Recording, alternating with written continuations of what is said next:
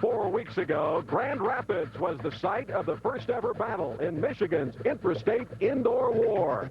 A physical contest gave way to an explosive fourth quarter, but it was the Rampage who made all the right plays in the end. Look out, here they come. Simpson-Felder rolling and throwing. It's up for grabs, and it is intercepted by Charles Butler Jr. That'll probably seal the fate of the Fury. 3 consecutive wins later, the Fury have stormed out of mediocrity and into contention. With dreams of a playoff berth dancing in their heads, Mouse Davis' crew is seeking more than just revenge against the division-leading Rampage. A budding rivalry is renewed when, for the first time ever at the Palace, the Detroit Fury hosts the Grand Rapids Rampage. Next.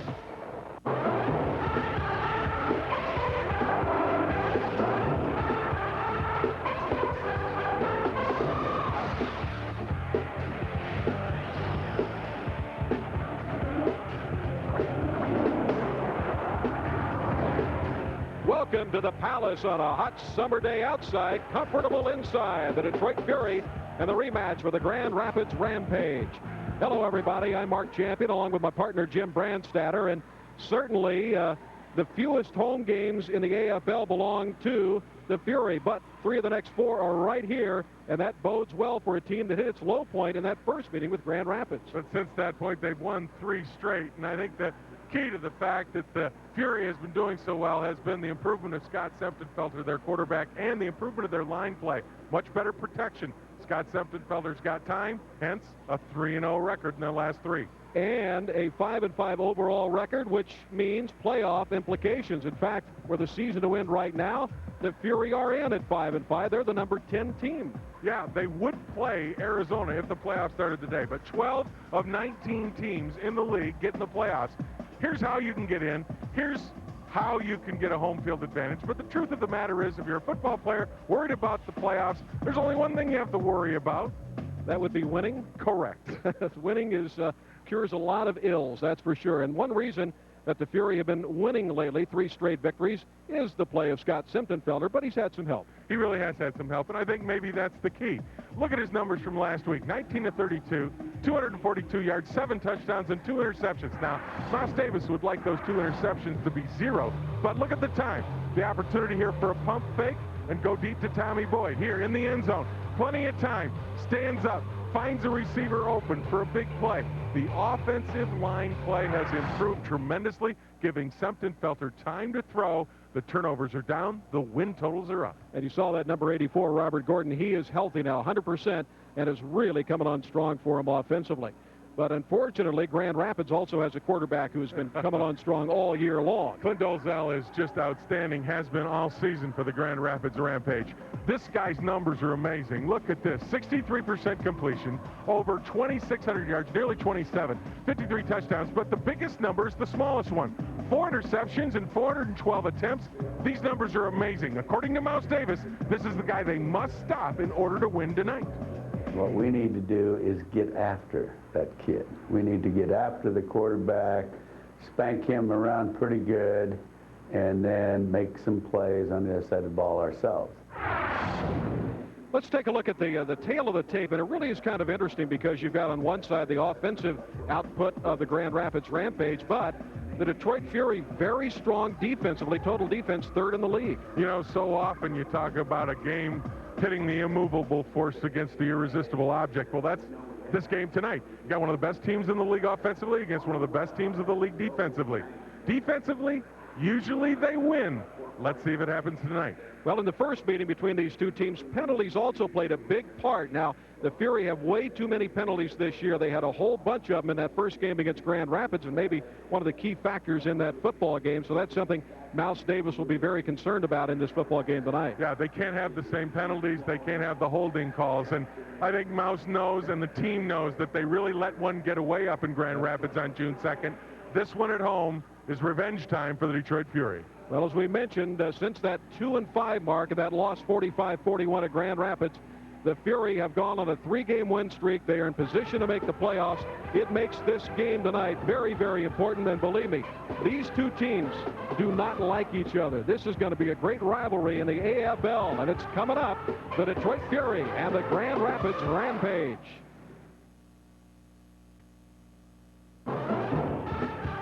Detroit Fury football is brought to you by Bud Light, for the great taste that won't fill you up and never let you down. Make it a Bud Light. By Bell Tire. Nobody comes close, nobody's closer. By Coca-Cola. Life tastes good. And by Ford Trucks from your Metro Detroit Ford dealers. Built Ford tough. Welcome back to the Palace. Tonight's injury report brought to you by St. John Macomb Hospital in Warren. Grand Rapids continues to have trouble with receivers. Rodney Blackshear now out for the rest of the year with a torn ACL. They're getting back a couple of guys tonight. Another key loss, Marcellus Estella, good fullback linebacker for them. The Detroit injuries, really, they're in great shape because Reynolds and Allison have been out all year. The injury report brought to you by St. John Macomb Hospital in Warren, the official hospital of the Detroit Fury. Let's send it down on the field. Our partner down there is Matt Shepard. Champion, thanks. Good to be back with you. In order to win in this league, you have to score. In order to score, you have to protect, and Miles Davis knows that. He's very pleased with the way his defensive linemen, now turned offensive linemen, have been protecting Scott Semptonfelter recently. But it will be key tonight for them to pressure the Grand Rapids offense. Rich Stubler, the defensive coordinator, told me earlier tonight that is the reason Detroit has won 3 straight. In order for them to pick up a franchise record 4 straight win, they have to knock the quarterback in the mouth of Grand Rapids. Not always easy. Much easier said than done. Right, Brandy? Absolutely, Matt. But in order to win, you got to do it. There's Mike Trigg, who should be well known to Detroit Arena Ball fans because he was the quarterback for the Detroit Drive for their first 2 championships in 1989. I know you look at him, you say, he was the quarterback? Well, he was a little thinner back then, but Mike Trigg is now the successful coach of the Grand Rapids Rampage. Life's been good. He's had an opportunity to have a few good meals. Now, there's a guy who doesn't pass up a good meal. Mouse Davis, the one, the only. He's a beauty. And he's happy these days. Great article on Mouse in Los Angeles following the Fury win out there. The referee is Perry Haber. Tails going to let it hit the ground. It is the head. You've won the toss, Detroit. You want the ball? You defer. Won the ball. We'll show you guys want to catch. Tommy Boyd, who was doing the talking, and your back. Gentlemen, y'all will receive. Fury wants the You football. have the option in the second half. Well, Tommy Boyd wants the football, so does Mouse Davis. He's an offensive coach. You know, in our open, we talked a little bit about the difference between the 2 quarterbacks in turnovers. You know, with Scott Semptonfelter throwing 18 interceptions and Dolezal only 4. Mark, that's a difference of 14 possessions. Now, that's the difference between 8-2 and 5-5, especially in a game where they're scoring almost every possession. You get 14 extra possessions than the other guy, man, that's a great advantage. And that's what not turning the ball over will do for you, and Clint Dolezal does not turn it over.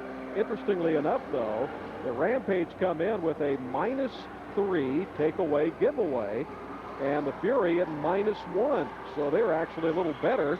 They have lost 7 fumbles, and we mentioned the 18 interceptions off of Semptonfelter. But fumbles have been a problem at times for the Rampage. So the Fury will go on offense. Kick return, they rank 18th in the league. They're only averaging 15.9 a return. So it doesn't figure to get much better tonight because Brian Goins, who was in the Detroit Lions camp a couple of years ago, good kicker out of Northwestern, can really boom it. Well, we get an opportunity tonight, too, also, as we look at Robert Gordon, who has been an outstanding kick returner, offensive specialist for the Fury all year. We've got a great opportunity to look at a new kicker for the Detroit Fury, and J.R. Jenkins, who we are told has as live a leg as you will see in any football stadium. Owens to kick off. Lively crowd here at the Palace for this home game. And we are underway, and it hits the scoreboard. First time we've seen that. We've got a lot of air under that one. By rule, a ball that hits the overhead structure will be placed on the 20-yard line. So the Fury get a great break here. Great field position after that ball hits the scoreboard high above midfield here at the Palace. Let's see what it struck. It caught caught the light underneath the scoreboard, and by rule, the Fury get great field position to open up this game. Got Simpton-Felder at quarterback. First meeting between these two teams. Passed for 282 yards, had 2 interceptions. One late in the game really killed the Fury. Back to throw, and Tommy Boyd down to the Grand Rapids 20-yard line, so he picks up 10. Let's take a look at our starting lineups, brought to you by Coca-Cola. Scott Simpton-Felder on the season. The 50 touchdowns, very good. The 18 interceptions, not so good. Andy Chilcote has done a great job. Of course, Gordon, Boyd, and Levy, that's quite a receiving corps. I really think maybe one of the best in the AFL. Our Cal has really come on, mainly on the defensive side, but he can also get it done offensively. Levy in motion from the right side. Simpton-Felder goes to the left. Boyd gets away, takes it down inside the 5, close to the 3-yard line. Yardage after the catch, which is important in any league, and Tommy Boyd continues to play well. Boyd now with 50 catches on the season. Let's take a look at our Coca-Cola defensive lineup. Jojo Polk, their top defensive specialist. Demo Odoms has been moved over to a defensive back. He was only a receiving specialist. And there's a look at the defensive line led by Tony Bowick. The first 2 possessions, Fury have gone right after Polk, who is their best defensive back. And Boyd is 2 for 2. Last 3 games, Boyd had 26 catches and 5 touchdowns. Simpton-Felder a lot of time crossing over. It's leading, and he's got it one-handed for the touchdown. Key there was the protection given Simpton-Felder. If you ever wondered what we're talking about in protection and helping Scott Simpton-Felder, he has all the time in the world, and he puts this in the only spot possible. Good coverage. Levy makes a one-handed grab, but Simpton-Felder has the time. Look, all day, lofts it up. If he had somebody in his face with pressure, he couldn't have gotten that ball out of there. Former member of the Thundering Herd of Marshall, J.R. Jenkins, nails the extra point through. He is 18 of 21 on kicking extra points. So an early start for the Fury, and they're up 7-0 on the division-leading Rampage. Welcome back after the Detroit Fury take a 7-0 lead on their opening possession. The key here in this touchdown play, these guys up front, they form a perfect pocket. Here's Levy. Watch him run a little route and cross all the way across. Now, when that play goes, you will see that it takes a while for Levy to get across, but it's the protection that gives the opportunity for Simpton-Felder to drop that ball in over the defender and get it in for the 7-point score. So 7-0, and Jenkins bangs the kick off the net. Baker, the return man, gets inside. Look out. Got great blocking up the right sideline and is driven out of bounds into Fury territory down near the 23-yard line. So a good return that time by Michael Baker. Out of West Virginia, goes 30 yards. The scoring drive for the Fury, 30 in 3 plays. Simpton-Felder 10 yards to Levy, who in the first game against Grand Rapids had 4 catches, 63 yards, and 2 touchdowns. So Clint Dozell, the quarterback for the Rampage, and Dozell only the 11th AFL quarterback with 1,000+ completions in his career, and he's number 9 in AFL history in touchdowns, and he's added to that, of course, this year with a phenomenal number of 53 to only 4 interceptions. Key guys in this series for the Furies, number 1, Kelvin Kinney over there at the right end spot. He's the guy that Mouse Davis feels is about ready to explode, particularly on the defensive side of the ball. He had a great game a week ago, and they feel he can really put the pressure on Dolezal, which he said in our open tonight was the key to this game. I'll tell you what, you see him without the shoulder pads on. He is quite a physical specimen, isn't he? He is that. He'd get along well on Venice Beach in California, wouldn't he? As opposed to you and me. Oh, They kicked me out of town. Fans Authentic Detroit Pistons new red, white, and blue Detroit Fury stock merchandise now available at palacenet.com or any Palace locker room stores. Pick up your authentic merchandise today, and well, it's going to be great to see the red, white, and blue of the Pistons again, isn't it? Sure is. Back to the days of Isaiah. Great draft, Bill Lambier. Oh, yeah, wonderful draft. Rodney White, good-looking kid out of Joe, I like it. They Charlotte. talked about Joe Dumars playing poker. He got the guy he wanted. He sure did. First down for the Rampage. Roselle, quick throw on a slant, and it is complete inside of the 14-yard line to Demo Odom. Let's take a look at the Coca-Cola starting offensive lineup for the Rampage, led by Dolezal's amazing 53 touchdowns, and that should be 4 interceptions on the season. Terrell Shaw's really picked it up. He's been their leading receiver the last 4 weeks, including the first meeting with Detroit. And there's the offensive line. Mayfield could have his hands full tonight. Dolezal in the last game against Indiana, 402 yards and 8 touchdowns in that 80-74 win. Toss left. They will run the football. And Chris Avery is finally hauled down around the 12-yard line. Good defensive play. Avery out of Kentucky State. Let's take a look at the Fury defense. Brought to you by Coca-Cola. Antoine Worthman's had a marvelous year, and Kevin Scott coming on strong. The linebackers, Tommy Boyd has really found a home playing that linebacker position. It's almost like a safety position, really. And as Jim talked about, they're Kenny and Trulock. They really make it happen on the defensive line. So the defense has stepped up, and as a result, the Fury defense is number 3 overall in total defense and number 3 in pass defense. First down. Dolezal to throw right, and it is wide of the intended receiver, Baker, at the 5-yard line. And Dolezal has to get up from the ground as he's hit by Andy Chilcote. Exactly what Mouse Davis wants. Pressure on Dolezal. Even if he's able to deliver it, get a hand up there, get a bang on him, anything he could do to take his concentration away from throwing that ball. Got hit that time, ball fluttered away incomplete.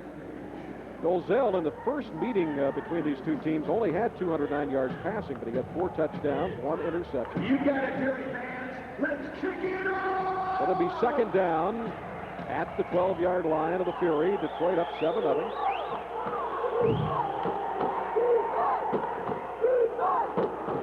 Fake, and the throw is down to the 1-yard line. Terrell Shaw on a Southern miss. He had a huge game against Indiana last week. 8 catches for 137 and 4 touchdowns. And he came within a yard of picking up 1 here. This is a great read by Dolezal because Levy actually is the man that has to take him because Kevin Scott came off of him to the man in the flat. And Levy does a nice job, even on the 1-yard line, of pounding him in there. Rampage averaged 54 points a game. They can put it up on you. And they will run it in this situation. The running back in there is Chris Avery. And the first and goal, and Avery gets the toss left, and his second effort takes him in. You recall in the first game against Grand Rapids, the Fury kept them out of the end zone near the end of the first half. That kept them and gave them the lead at halftime and kept them in that football game, but they're unable to keep him out this time. So Avery takes it into the end zone, and that is his 3rd rushing touchdown this year. Really just a power play, and it's really all on Avery because the truth of the matter is Kinney does a great job on Mayfield getting upfield, beating the block, but Avery's able to get outside, find a little crease, and fall into the end zone.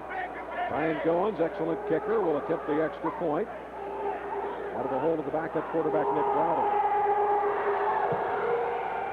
So with 8:18 to go in the opening quarter, looks like it's going to be one of those games. Back and forth. Mouse Davis loves that kind of game. It's 7-7 here at the Palace in the rematch.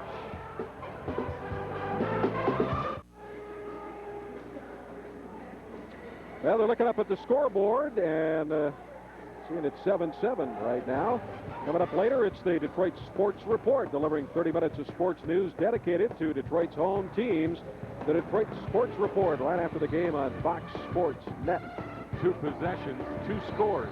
Sound like arena football? Does to me. Rampage know what it means to be in a shootout. That 80-74 game last week. Here's the kickoff. Knuckleball kick hits in the low part of the net. Gordon will take it back. And look who gets down there.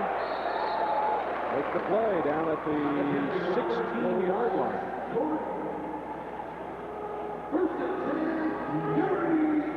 Hassan Shamsuddin made the play.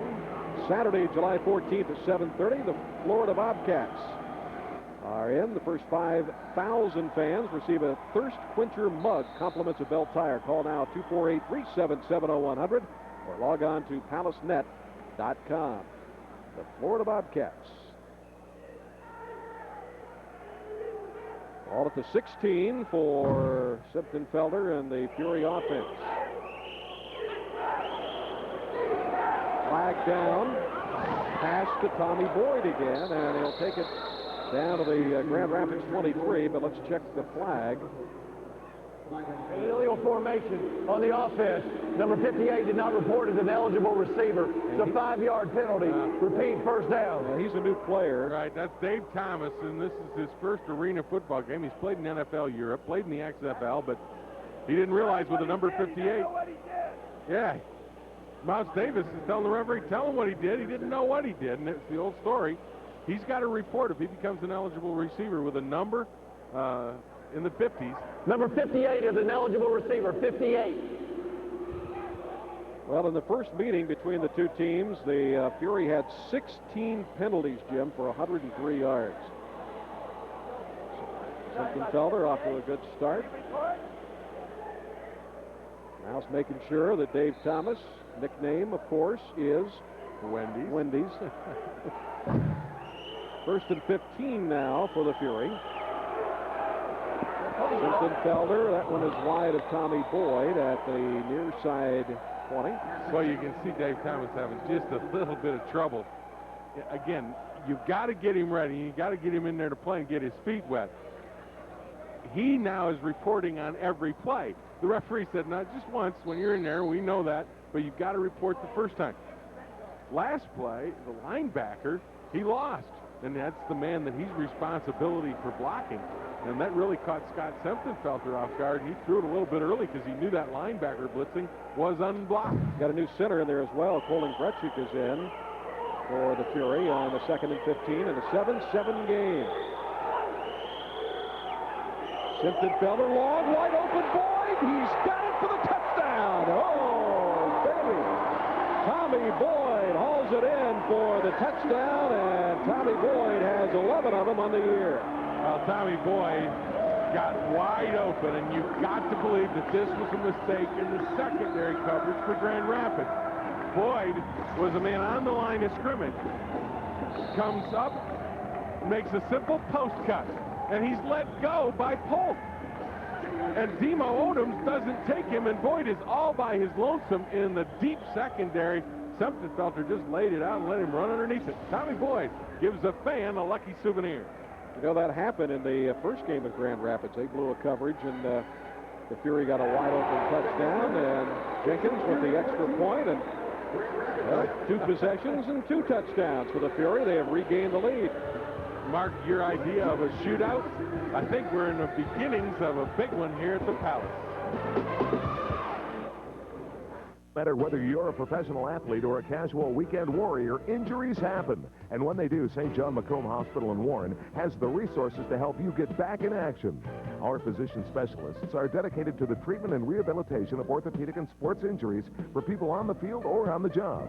Our physicians and rehabilitation staff work to restore strength and level of function and quickly get you back to work or play. Go where the Detroit Fury go to get back in action. Call St. John Macomb Hospital Rehabilitation.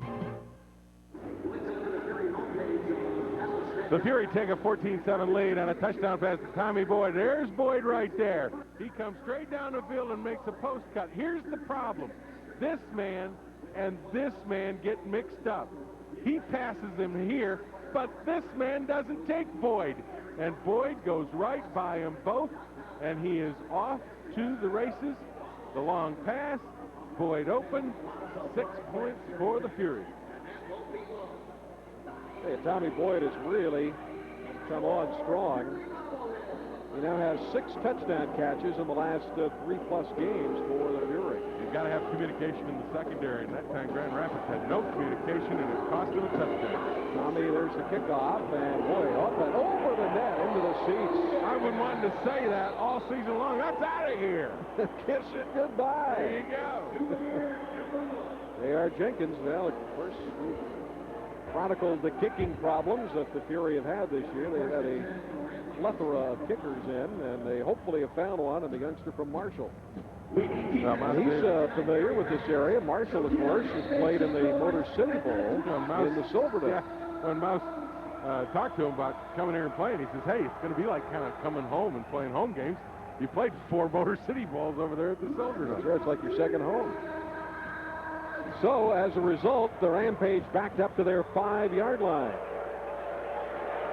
Trailing 14-7. Dolezal, 7th-rated passer in the AFL. Bumps into his own man. Sidearm toss to Terrell Shaw. He will be stopped around the 14-yard line.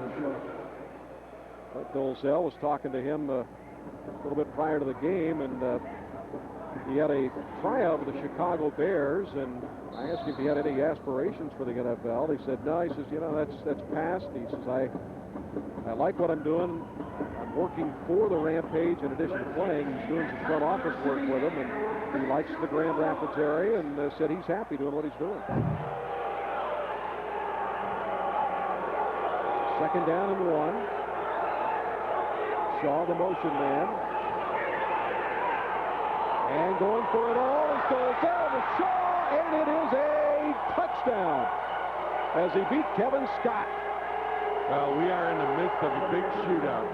That time, Kevin Scott made this mistake from any defensive back of not looking back and seeing the football. He could have made a play on the ball, but instead of playing the ball, Kevin Scott, number 3, is playing the man. Watch his head. He's looking at the man. He's not looking at the ball. If he picks up the ball, he can easily get a hand in there and stop it from being a touchdown. But Dolezal did a nice job of throwing it over the right shoulder and keeping it away from Kevin Scott. And just like that, the Rampage come back, and with this extra point, can tie it back up. 54th touchdown pass of the year for Clint Dolezal. The extra point is good by Brian Goins. Man, oh man, what a game we got going here with 3:41 still left in the opening quarter. It's all tied up 14-14 in the rematch between Grand Rapids and Detroit. We'll be back.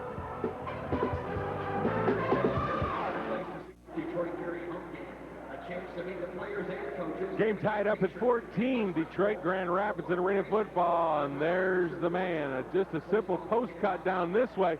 Problem is, the defender, Kevin Scott, in this instance, just doesn't get his head around to see the football. Dolezal puts it up in the right spot. Scott's got to get his head around. He can make a play on that ball. But he doesn't. Shaw comes down with it in the end zone just like that. 4 possessions, each team, twice with the football, each team scores. Kickoff, and that's off the crossbar. The underneath bar, Chuck Winters, the return man, dodging the tackler, and is still at the 11-yard line. Chuck Winters out of Michigan, of course. He's played a lot better. He was the lone player to be signed out of that open tryout that Mouse Davis had way back in the spring. Now, Chuck's been out of football a while, and the key to him making this team was the fact that he stayed in shape. So when he came in here, he looked like he was in decent shape, could still run, and he's turned out to be a valuable player as they come down the stretch run. You know, that first game at Grand Rapids, he had a heck of a game as a receiver. Felder on first down, look out, pressure, dodges it, throws, Grosstein, and he couldn't stay on his feet. Grosstein, short gain, couple of yards, up to the 13-yard line. Looked like it should have gained a little more than it did. If Grosstein breaks downfield instead of upfield, right here, if he goes left instead of to his right, he gains 4 extra yards. He gave up 2 by trying to get around the inside of the tackler.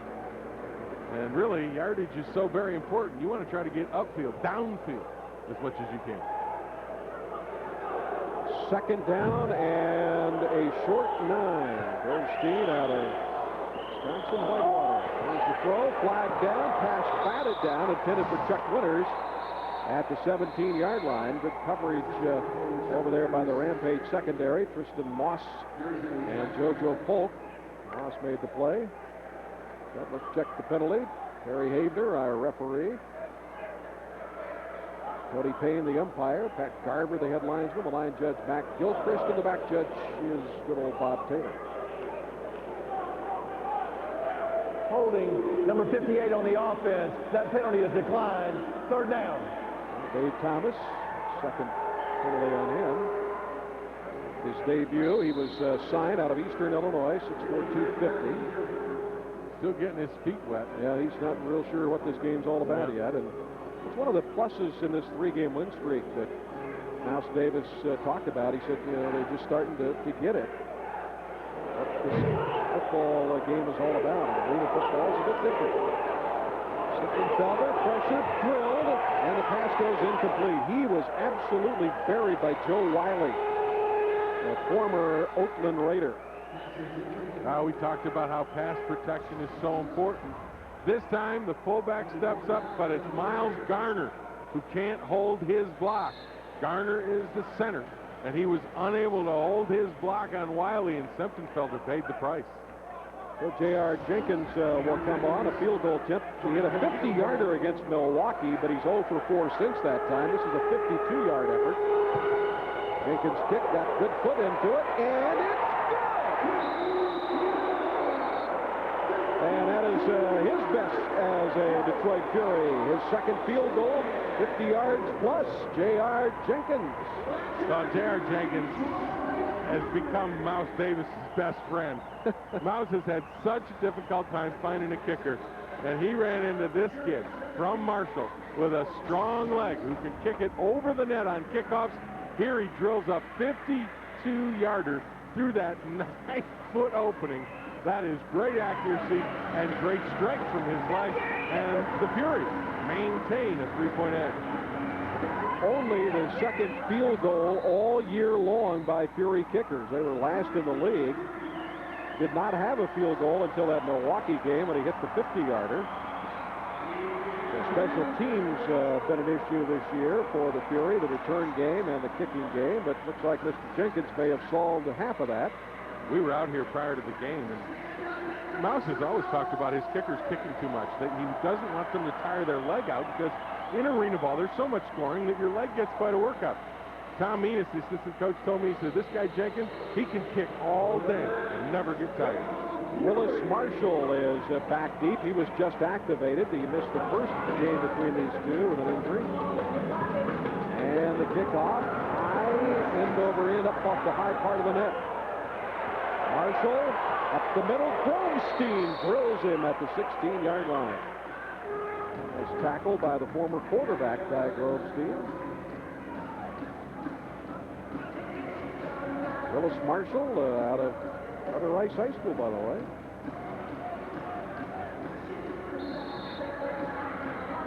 So 17-14. Now it is a 3-point difference. Dolezal's numbers early on. Typical 4 of 5, 65 yards, touchdown, no interceptions. I'll tell you what, he can line on this guy all year long.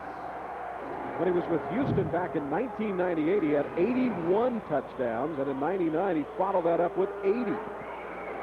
Quick toss, and the pass is caught by Willis Marshall.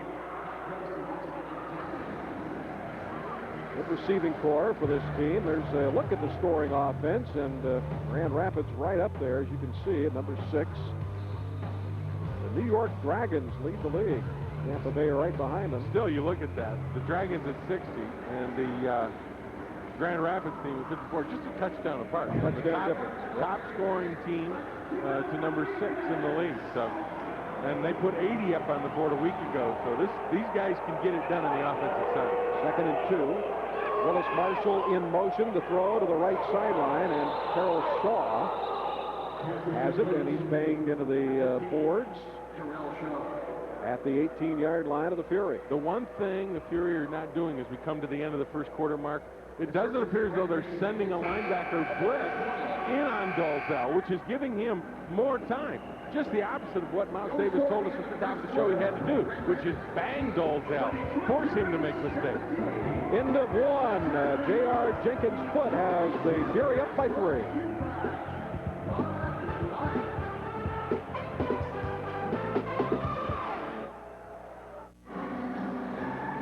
Fury lead it by 3. You heard Brandy and Mark Champion talk about Mike Triggs' affiliation with Detroit Arena Football. Well, there's a couple of Detroiters on Grand Rapids as well. Number 40, Woods, who is a Detroit Central grad before going to Kentucky State.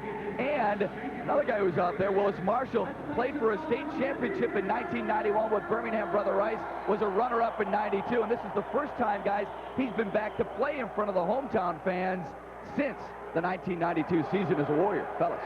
All right, Matt, thank you very much. And a throw into the corner of the end zone. First play of the second quarter, and it is a touchdown to Michael Baker. And just like that, Grand Rapids has regained the lead. That did not take long. And an injured player down on the field. Now, Baker is working to the outside, and again, just gets lost behind Chuck Levy. Dolzell is able to find him and get the ball to him. Dolzell is not going to miss an open receiver. I want you to know. He's been that hot all season. He continues to be tonight. So just like that, it's a 20-17 game.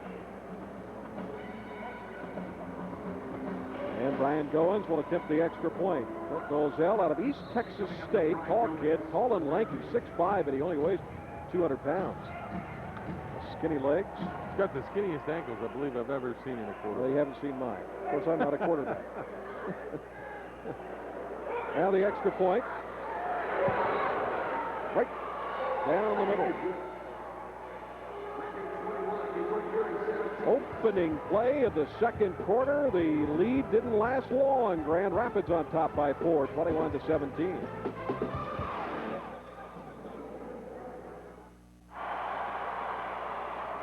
Mark Champion, Jim Brandstatter, Matt Shepard back at the Palace. Early second quarter, Grand Rapids with the touchdown, and they've run 10 offensive plays and have 3 touchdowns to show for it and lead 21-17. The 17 points by Detroit in the first quarter, the second most they have scored in the opening quarter this year. They had 21 in the game against Milwaukee. Hold up. Here's the kickoff by Goins. And this was high off the net. Gordon. And again, not a lot of return yardage. This will finally blows up near the 15. Tonight's bell ringer of the week is brought to you by Bell Tire. It occurred in Chicago as Chuck Levy puts the hit on. And that's something, actually, that fan, if you look at that thing, the receiver's giving it to the fan. That maybe is our bell ringer of the week there, what that fan almost did.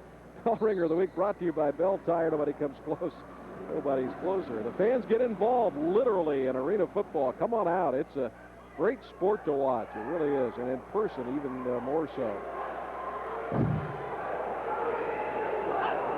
First down play. Simpson-Felder with time. Up the right sideline. Tommy Boyd fighting for position. What a hand checking. Boyd thought there should have been a penalty there, but none called, and it goes as a long incompletion. Man-to-man defense by the defensive specialist, JoJo Polk. As the ball comes in, Boyd and Polk involved in a little bit of hand fighting. The ball gets in there and hits Boyd, but he's able to not come up with the ball. Fans, Detroit Shock Flex books are still available. Shock Flex books, that's a mouthful, $180 value for only $99. Get great seats to the games you want to see, so call now, 248-377-0100. Shock Basketball Summertime Hoops. Again, hit, pass complete, flag down. Levy, the receiver. Simpson-Felder was belted as he let it go. And check this flag out now. It came out in an interesting area. Could be one of those where they felt that the Grand Rapids had an illegal defense going or an alignment problem. Head linesman threw the flag, and he's explaining it now to Perry Havener, the referee. Well, that's one thing in talking to the Fury coaches. They said the Grand Rapids Rampage get away with a lot. And we recall that game in Grand Rapids, a lot of things Pass going interference on the offense. Oh, my. Half the distance to the goal from the 15. Now, what you don't understand is how a head linesman would call pass interference after the ball was out. Oh, I see what he's calling now. He's saying it was caught Behind the line? Unless they're calling it a pick play. Take a look and see if we can find out what they're indicating this might be. Oh, here's the interference right down there. Did you see that? They're calling the interference down there, and it was the inside receiver way away from the ball, making contact with a defensive back, actually putting a block on it prior to the receiver catching the football. So another critical penalty, and those things add up. Felder, pressure, feels it. Look out, throws it at the last second to avoid a sack, and it goes incomplete. Again, a lot of pressure put on by the Rampage defense. Tony Bowick led the way, the 8th-year AFL veteran from Tennessee Chattanooga. One of the things that Grand Rapids is doing, and that they got away with in the first game against the Duke, they're pretty much a man-to-man team. And they are banging some receivers to the line of scrimmage, and their coverage is really tough, and it's not giving Semptifelter any opportunity to find an open man. He's missed his last 4 straight. So 3rd and 17. Semptifelter again pressured, throwing, and it is dropped by Chuck Levy at the 21-yard line. Well, Robert Gordon had a chance. We had a chance to talk to Robert Gordon about the thing Jim was talking about that Rampage defense.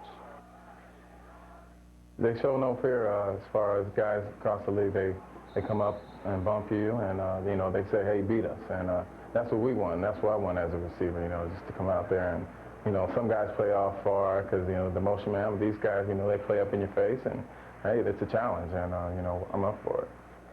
Up for it. J.R. Jenkins, a 58-yard field goal try from right on the goal line. And this one is off the upright on the left side. It's a live ball. And the return out to about the 6 or 7-yard line is all Michael Baker can get out of it. I'll tell you what, they didn't miss by much.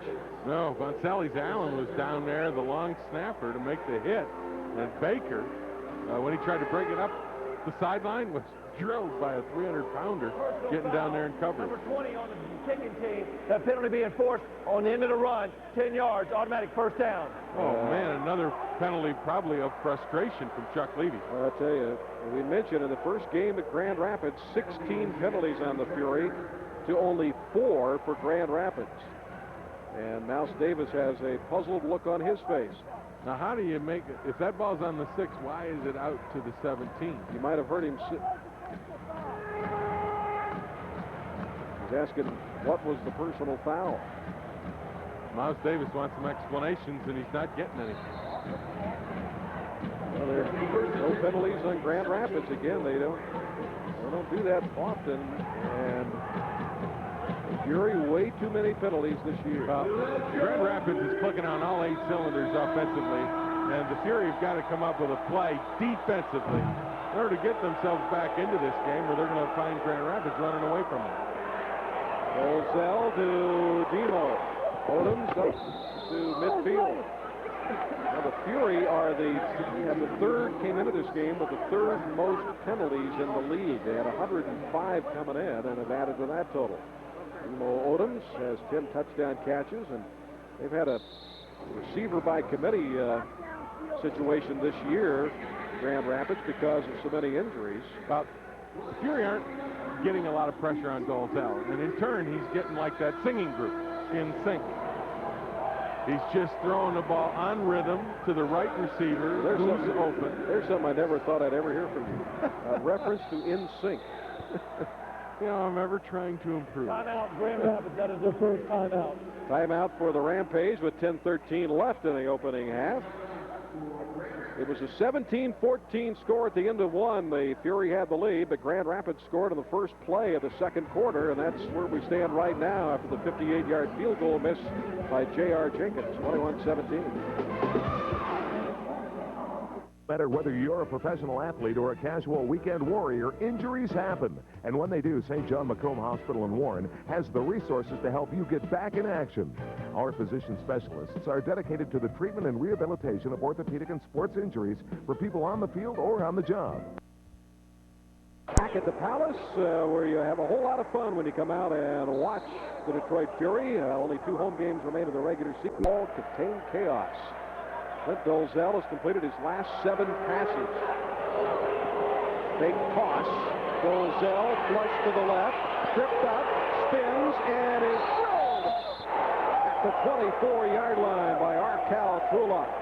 Well, Trulock stayed with it, but the key was Chilcote coming late on a little blitz was able to beat the fullback's block and force Dolezal out of the pocket. Watch 44 in his face, forces Dolezal out. Now, Dolezal's able to get away, but great coverage downfield, but watch Trulock stay with it. Right here he comes in, and he makes Dolezal pay.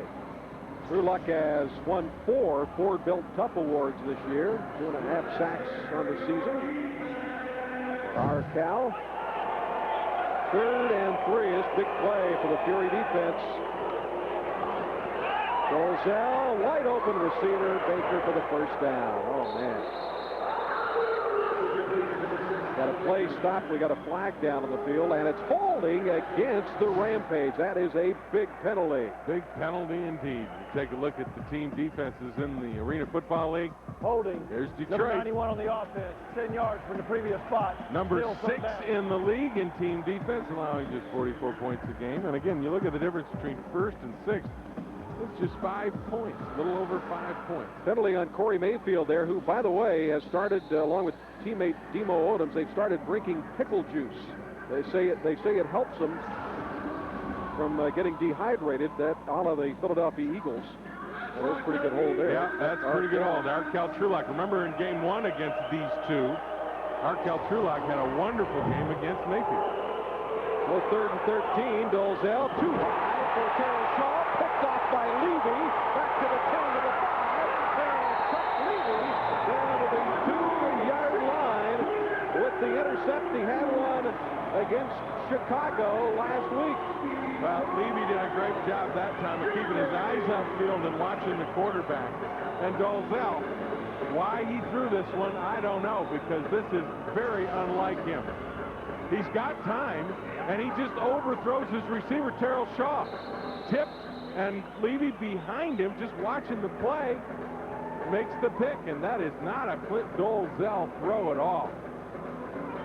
Quarterback hangs in there, though, and makes a nice tackle. Keeps Levy out of the end zone. And now the Fury have an opportunity to regain the lead following a rare interception thrown by that man. Well, Dolezal only has 5 of them all year, but 2 of them are against the Fury. So it is a 1st and goal at the 2-yard line. The last one he threw was against the Fury. You are correct, sir. Chilcote is the running back. He gets the handoff. Second effort, touchdown. Andy Chilcote takes it in. And Andy Chilcote with a rushing touchdown, something that the Fury haven't done a lot this year. That is the 4th rushing touchdown for Chilcote this season. Straight dive play off the right guard spot. And Chilcote just runs over the Jill linebacker, which is the smaller of the 2 linebackers, number 6, Michael Baker. Baker's a wide receiver. He doesn't know how to square up on a 250-pound fullback, and Chilcote runs right over the top. So the turnover turns into a touchdown for the Fury. J.R. Jenkins for the extra point. 7:48 left in the second quarter. We got a dandy in the rematch. The Fury up by 3. 24-21. Ever hear this? Jack of all trades, master of none. Like if you needed brain surgery, would you go to a general practitioner or a brain surgeon? Obvious answer, right? So why would you go to a department store to buy tires? Ooh, nice. At Bell Tire, we're automotive specialists with the biggest selection, the guaranteed lowest out-the-door prices, and people who are experts at taking care of your car. If you need pliers, come here. But if you need tires, there's only one place to go. Bell Tire. Well, 24-21, and the Fury at 5-5 know how important this game is. Scott Simptonfelder talked about it this week, that really this is a must-win. 2 wins will get us in, for sure. 1 win might get us in, but 2 will get us in. it's huge. I mean, as far as I'm concerned, if we win this week, you know, we've basically given ourselves an 85% chance to make the playoffs. And then, you know, we're just going to take it one game at a time. It's a 4-game season, one game at a time, and every win we get puts us a step closer to our goal, and that's achieving a playoff berth. And then the second goal is to get a home playoff game. You know, if we can win 3 out of 4 games, we have a very good chance of playing a game here at the Palace and give the, you know, the fans who have supported us so well this year a nice little gift at the end of the year. And Ricky Ross just gave the Rampage a nice little gift. Good return into Fury territory inside the 25 to the 24-yard line. 31-yard return. Well, Chuck Levy's interception was returned 26 yards. That set up the Chilcote 2-yard run to give the Fury the lead, but here come the Rampage right back at them. And a theme that's been going on all year long has been special teams problems for the Fury, particularly on coverage. It's not done a great job, particularly on kickoffs. And here you are again. Grand Rapids Rampage working on a short field. They're on the other side of midfield, and with this kind of an explosive offense, you've got to force them to go the long way. Roselle back to throw, and it is bobbled and dropped by Ricky Ross out of Missouri, an AFL rookie. Ross coming into this game, their second leading receiver, 11 touchdowns. He leads them in touchdown catches and is second in receptions. Fans Authentic Detroit Fury helmets and jerseys are now available at PalaceNet.com or any Palace locker room store. Get your authentic Fury merchandise today. There's one. Is that a model or is that a real person? I haven't seen him move yet. There he goes. Oh, a nod of the head there. Here we go. I was concerned. Roselle back to throw, and this one looks to be too long. It is. Kevin Scott with really fine coverage on that play as he was blanketing Willis Marshall that time. And just like in Major League Baseball, when the ball heads into the stands, you get to take it home. And as our old buddy Ernie Harwell might say, there's a guy from Lapeer who's going to take that one home. There's a guy, Kevin Scott, from Stanford, who made a pretty good defensive play, former Detroit Lion. He's been another former Detroit Lion. Yeah. He's been playing very well. Says Mouse. He's been playing very well, Kevin Scott has of late. 3rd down and 10. Roselle throwing, and wide open in the flat, Terrell Shaw, and he is drilled from behind by Ty Grosstein at the 70-yard line, but it's a big first down. Big first down indeed, and what happens is Shaw runs a little hook route in front of Worthman for 17 yards. Grosstein makes the play coming from his linebacker spot. But look at the separation. Worthman's 5 yards off of Shaw, and here comes Grosstein and making a big play from that linebacker position. But still, Worthman's got to be tighter on that hook route. Shaw having another big night. He has been their leading receiver the last 4 weeks. Roselle, the league MVP for the week 11, fires. Ross gets away, and Ricky Ross takes it into the end zone for the touchdown. Picked on Worthman again, and Worthman knows that he made a big mistake there. He had inside position. Really should have had his hands on the ball, but failing to do that, he should have made the tackle. And Antoine is mad at himself for letting this one get away. Worthman, number 3 in the AFL in tackles with 90 of them, and he is not happy he didn't get that one there. So, cost them the touchdown, and the Rampage back out on top. 4:37 left before the half. Wayne Goins chips up the extra point, and Grand Rapids back to that 4-point margin here at the Palace. 28-24, Dolezal with his 3rd touchdown pass of the night.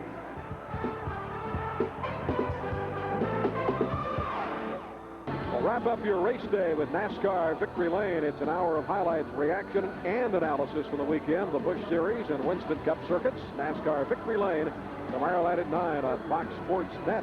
Up for the NASCAR fans. 24, isn't that Gordon? Isn't that Jeff Gordon? Maybe that is. I don't know who number 5 is.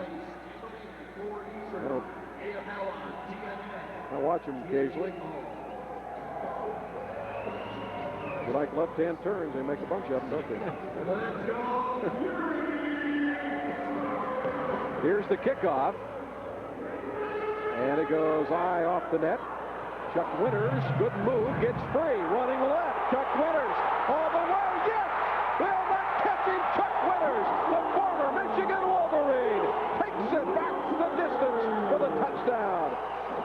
Great job by Winters, but the key is he gets a block at about the 10-yard line, and then he opens up and goes down the left side of the field. Once he gets down there, he only has Goins, the kicker, to beat, and he beats him easily, going 53 yards for the score. Watch the block. Makes a cut outside, the block right there. And then Winters is off down the left sideline, runs by Goins. Just like that, in arena football, it can turn in a hurry, and Chuck Winters turns it in the Fury favor. First kick return touchdown for the Detroit Fury this season, and Chuck Winters gets it. And J.R. Jenkins adds the extra point, and the Fury retake the 3-point lead, and this has been a dandy. This has been a dandy, and you can see it. Winters gets the ball, the block, watch the break to the right. Now right here, there's the key block. Winters has set it up. That man is gone. Now Winters is breaking it over here, and at that point, he is gone. But there's the block. Now he gets by that man, and here's Goins. No chance for Goins. Winters is off to the races, and the Fury right back in the lead after that 53-yard score. Don't you know Chuck Winters has to feel pretty good about that. Winters had a nice article on him in the newspaper a week or so ago, talking about his chance to come back at a game that he loves, and he'd been out of football, didn't really have a great senior year, missed his final 3 games, including the Outback Bowl that year. He had some problems and some personal problems, and he got those straightened out, and now he's got a chance to revive his football career. And he talks about not only himself, but what's been going right for the Fury. Us playing together, us having confidence in one another, when it get tight, believing that the man next to you is going to still make that play. We're starting to, believe in one another, and I think that makes a big difference. He was the only player from that local tryout to make the Fury team, so he has battled against all odds, and it pays off tonight. Here's the kickoff. Ross, still good tackle, made at the 12-yard line, and getting in there are Cal Trueluck. I'll tell you what, he has really stepped up his play. Trueluck with a big tackle, and the Rampage at 8-2 on the year have the football back. Clint Dolezal, the Week 11 MVP. That's what Fury fans would like to see happen to the Rampage tonight. Your basic barn burner at 31-28. We've seen a little bit of everything here tonight, and we aren't even to halftime.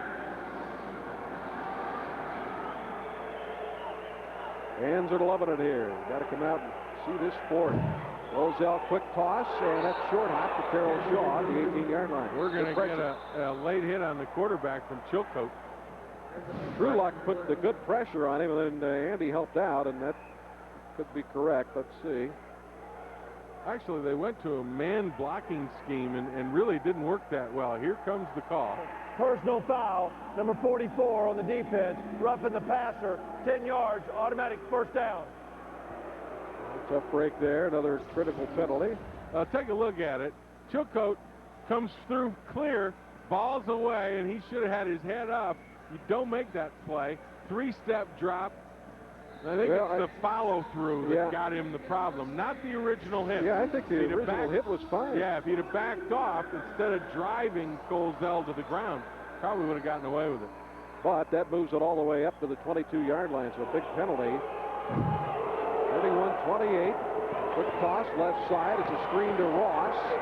And in a lot of traffic, he gets it down into Fury territory near the 21-yard line. Ricky Ross finally tackled. Chilcote in on that one. Right. Big matchup right now, the way they've got it, is Joe Wiley, who normally plays the center, has moved over there to the right tackle spot or left tackle spot. So you take a look at the last play. There's Big Mayfield out in front of Kevin Scott. It's really a wide receiver screen with the end coming out there and taking a piece of number 3, Kevin Scott. Chilcote gets out there and makes the play. 8-6, second down and 4 for the Rampage. Motion man, Willis Marshall. Dolezal underneath, though, to Ross. Marshall cleared it out, and that left Ross open. He made the catch, takes it down for a first down for the Rampage near the 10-yard line. The Fury are running some combo coverages where they're letting a short defender hand a man off to a deep guy. And what they're doing, Grand Rapids, is running a man in underneath that man. And Dolezal is just waiting for the deep man to clear, and he comes off to the short receiver. And they're making hay with it tonight. Well, in the first meeting between these two teams, a critical part of the football game came late in the second quarter when the Fury kept the Rampage out of the end zone. Here we are at a minute 13 and ticking, and they're down there again are the Rampage. Dolezal pump fake going to the end zone. Worthman picked it off!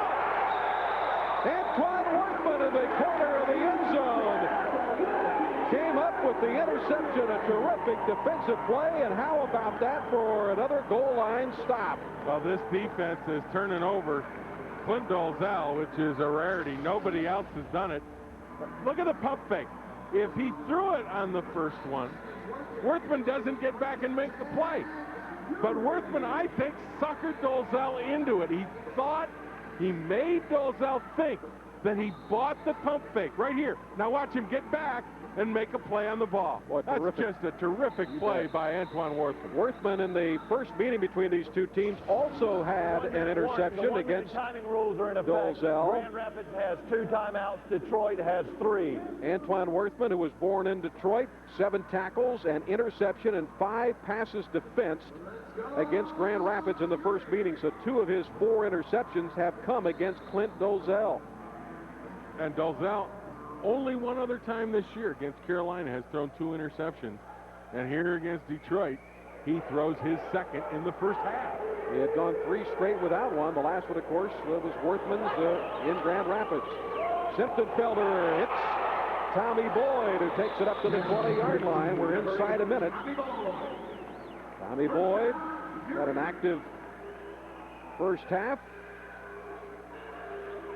And that one goes for 15 and a first down with 55 seconds left. Fury a chance to add to their 3-point lead.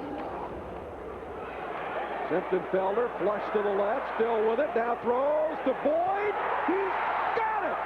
Touchdown, but we got a flag down. Let's see what that's all about. Tommy Boyd wrestled it away from Hassan Shamsuddin. I think it's going to be interference on the defense, and this touchdown will stand. Simptonfelder already has indicated that. Pass interference, defense, number 2, penalty is declined, touchdown. What a catch by Tommy Boyd. What a catch, and what a nice play by Simptonfelder. He bought himself time, bailing out to his left. Then he throws the ball because Simptonfelder saw the defender with his back turned to Boyd. And the defender, Dean, with his back turned, couldn't see the ball, but Boyd could. Boyd made a play on it. Dean didn't. The 30-yard touchdown stands. Tommy Boyd with 2 TD catches tonight. J.R. Jenkins has had a big night. He hits the extra point. Boyd now with 7 touchdown catches in the last 3.5 games. What a nice job here. Now, Boyd has broken off his route. Now, look at this. As the ball comes in, the receiver is seeing it, but the defender has his back to it. Then Boyd can make a play. Simptonfelder did a nice job of throwing it because he saw the defender with his back turned. He knew he wasn't going to make a play on the ball, so he put it in a position where Boyd could, and Boyd did, and it turned out to be a 6-point play for the Detroit Fury, who have opened up now a 10-point lead. 38-28, Tommy Boyd from Lansing to the University of Toledo and signed as a free agent with the Lions. 14 career catches and a touchdown with them. Went on to the Cincinnati Bengals and was out of football until the Tampa Bay Storm signed him this year, and then they sent him up to Detroit, and Tommy was very happy to be back home. They were very happy to see the Fury with a 10-point lead. The Fury cheerleaders. 2 interceptions by Dolezal, and the Fury have turned those 2 turnovers into 2 scores. Right there, the difference in the game. Good.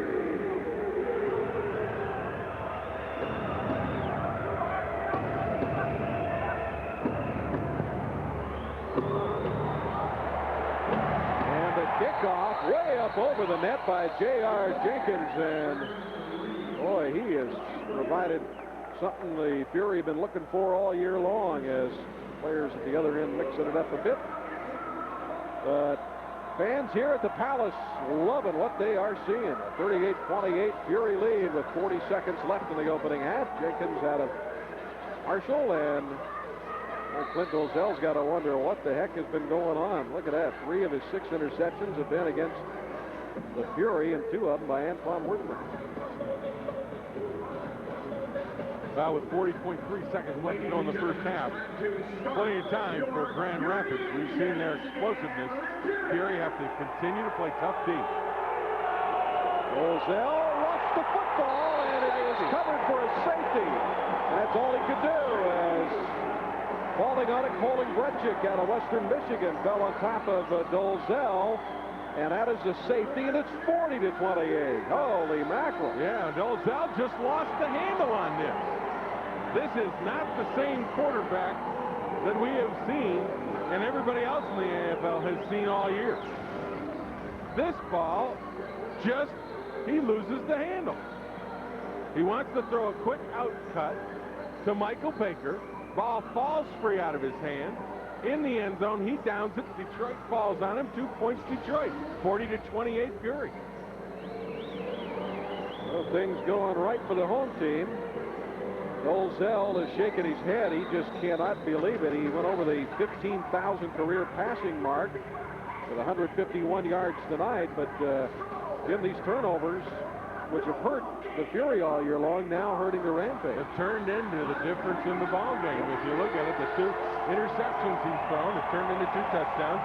And here, a fumble in the end zone, 2 more points. The Fury now enjoying 12-point lead. 40 first-half points already for the Fury. Michael Trigg, the head coach of the Rampage, they have just been kind of untested for the most part this year. And an 8-2 start. They were looking for the victory tonight, which would be a franchise high for them in victories, but they're behind. Here's the kickoff. Robert Gordon just dives ahead to about the 8-yard line. So the Fury with the football and 34 seconds, which in arena football is a lot of time. Mouse Davis talking it over with Scott Simptonfelder, who has performed well tonight. Knowing Mouse, he wants to put the dagger home. He is going to try to find somebody deep. He wants to get one more in the final 34 seconds of this half and really bury the Rampage. He wants one right here. You just know Mouse doesn't want to let him up. You see the numbers, the important one there, no interceptions. Yeah, the goose egg at the far right. Simptonfelder throwing, look out. Tommy Boyd stopped his route and kind of let that one fly by, and luckily it went incomplete. So something happened there. Tommy quizzically looking over to Scott Simptonfelder. Well, I think, remember the play that Boyd hit on their last possession, which was that post cut where Boyd got out to about midfield? I think they want to try to run the same play, but they ran it into a defense that had a safety underneath the post cut, which really Boyd didn't want to run in there because that's running into an interception. Well, the thing you don't want to do is you don't want to leave Grand Rapids any time. You want to kind of work this clock down. 31 seconds to go. Gordon, the motion man. Simptonfelder looking that way, and he's going to be sacked back at the 3-yard line. He was collapsed upon by Lucas Yarnell. He made the initial hit and got some help from the linebacker, Chris Avery. There was no receiver open, and Simptonfelder did a smart thing by holding on to that football. Meantime, the clock ticking with 13 seconds, so... Mike Triggs calling for a timeout, and his players don't see him. 8.8 seconds, man, a whole lot of time. That was clock. Yeah, I mean, at that point, Mouse Davis sees the clock run, says, fine, let her go. And Trigg was late getting the timeout. So 8.8 seconds to go. It's been a marvelous first half for the Fury, not so for that man, Michael Trigg, and the Rampage. Turnovers have led to 16 points, 14 directly, and of course the safety, which is in effect a turnover because the offense gets it, Fury in that case, get the football back. And that's how they have it right now. So Mouse Davis, let's see what he has in his bag of tricks. And believe me, it is a big bag because Mouse Davis, one of the most innovative coaches you'll ever see. A lot of coaches in the NFL have taken a lot of things from what Mouse Davis has put forth on the old blackboard. He's coached everywhere you can imagine. He just loves the game. He's coached high school level, college level, professional level, Canada, the World League, the National Football League, Arena Football League, you name it, he's coached it. He just loves the game, and he's a delight to sit down and talk to isn't he, though? About football. Just a great guy to talk to. Here we go, 3rd and 14. Simpton-Felder unloads, caught by Gordon, and he has been a very quiet man tonight. Robert Gordon up to the 17-yard line with 3.5 seconds left in the second quarter. They might get that out in field goal range and let Jenkins give it a shot. Yeah, he's coming out. That's all that play was designed to do. They let Gordon stay out to the left in a delay route. Everybody else ran everybody else off deep. They let Gordon just take as much time as he could get upfield, get the first down, and then let Jenkins try to put one through. We've already seen him tonight make a 52-yarder. Right. He certainly has the leg. Mouse Davis got an opportunity here in the last 3 seconds.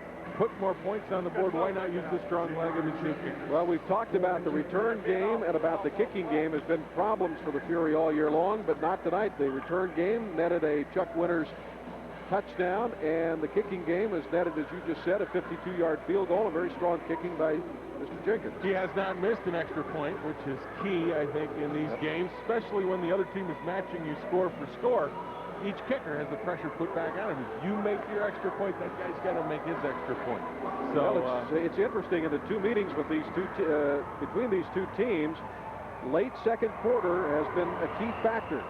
The Fury kept the Rampage out of the end zone in a goal-to-go situation from the 1 in that first meeting that kept them alive, and then tonight the interception by Antoine Worthman on a goal to go from the 9. 48-yard field goal effort by J.R. Jenkins.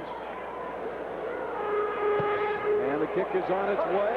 It is up off the right upright, and Michael Baker falls on it in the end zone, and that will do it for the first half. So again, close for J.R. Jenkins, but got a good foot into it. Marvelous first half. The Fury leading 40-28. Let's send it down on the field. Matt Shepard. Matt? Thanks a lot. Mouse Davis, I would think you're very pleased. Your defense has scored more than once for you tonight. Simpton-Felder 3 touchdowns. Even your special teams are providing a lift for you. You know, special teams are huge. Got to make some plays on special teams. We got to do a little better job of covering the kickoffs, but certainly we made some big plays. Kids kicked it out of there a couple of times. That really helped us. We're very happy. We just got to keep playing. Got to close it out in the second half. Got to go get one, Matt. If there is a concern, is it the fact that you haven't gotten to the quarterback as much as you would like, and maybe the penalties are creeping up on you? They're holding considerably on the outside. Makes it really tough to get to the passer. So, you know, we're putting good pressure on him. We're hitting him a lot. We got to keep doing that. Got to keep smoking, and that's what comes. You get the interceptions from putting constant pressure on. So we're excited about it, and just got to keep going and juicing and getting excited, Matthew. Good luck in the second half, young fella. Thank you, Mike. All right, their largest point total in the first half all season long. Detroit leads at 40-28. Mark Champion back upstairs. All right, Matt, and well, you got to love Mouse Davis enthusiasm. Halftime, the Detroit Fury doing it in every way possible, leading 40-28 here at the Palace.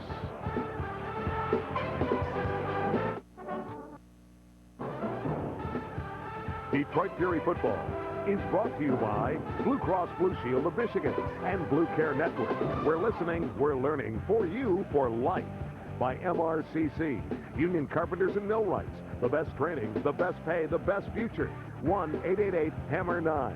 And by the Training Room, the official athletic training and rehabilitation provider for the Detroit Fury. Welcome back to the Palace, where the Detroit Fury have the lead here at halftime, 40-28 over their intrastate rivals, the Grand Rapids Rampage. As they catch the Frisbees down on the floor, they're catching footballs here in the Palace, and most of them being caught by the Fury. Most of them being caught by the Fury, and maybe the two key catches by the Fury came when they caught passes thrown by Grand Rapids quarterback Clint Dolezal. The fact that he has thrown 6 interceptions this season and 3 of them against the Detroit Fury tonight, those 2 interceptions have been huge from a confidence standpoint for the Fury, and I think from a confidence standpoint on Grand Rapids' perspective. Yeah, very much so. And, of course, another thing is Mouse Davis talked to Matt Shepard about the play of special teams. It looks like the Fury finally have a kicker, but how about the kick return by Chuck Winters? You bet. Chuck Winters took it back 53 yards, and you know, when you're down and you've just given up the lead, when you get a special teams play, just automatically turns the game around and again gets your daubers back up and gets your confidence back up. And they have been so resilient tonight. Every time Grand Rapids has done something, Detroit has come back with something on their own. Chuck Winters' kickoff return for a score was the biggest. Yeah, you better believe it. Well, the Fury come in with a 3-game winning streak. Can they make it 4 straight victories, get to 6-5 in their inaugural season? Still a lot of football to go. Stay with us. We'll have first half highlights coming up. Detroit leading 40-28.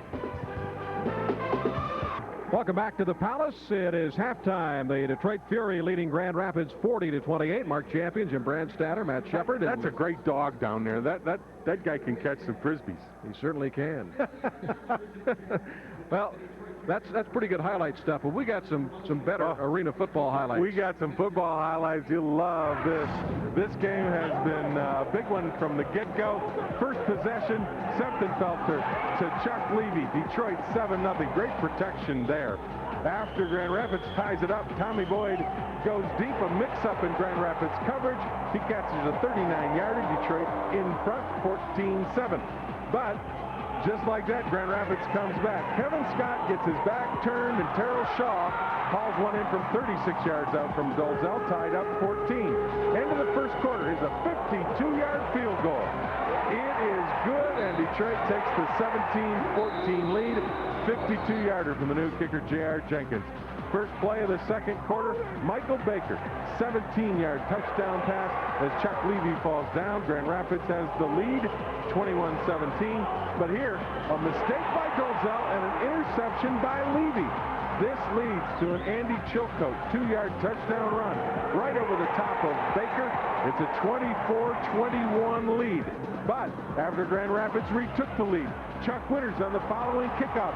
He goes 53 yards, beating Brian Goins in the last 15.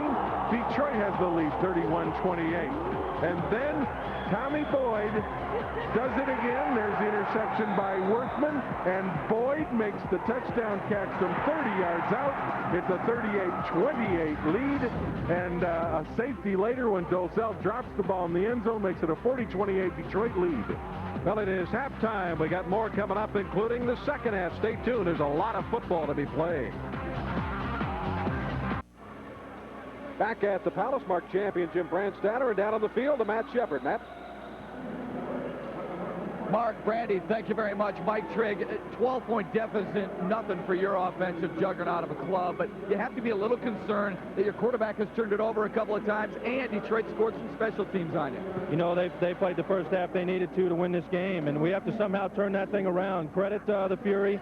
Their defense, they're playing a little bit soft. They got us to throw into coverage twice, and on the special teams, and we put the ball on the ground and got a safety. You know, that's a lot to overcome, but we're only 12 down. We start with the ball, and if we can cut this lead in half by the fourth quarter, we'll be in good shape. Mike Trigg, thanks for taking time. Thank you. All right, head coach of the Rampage, Mark and Brandy, keep in mind, last time these two teams squared off at Van Andel Arena, Detroit had a 21-17 lead. Back upstairs.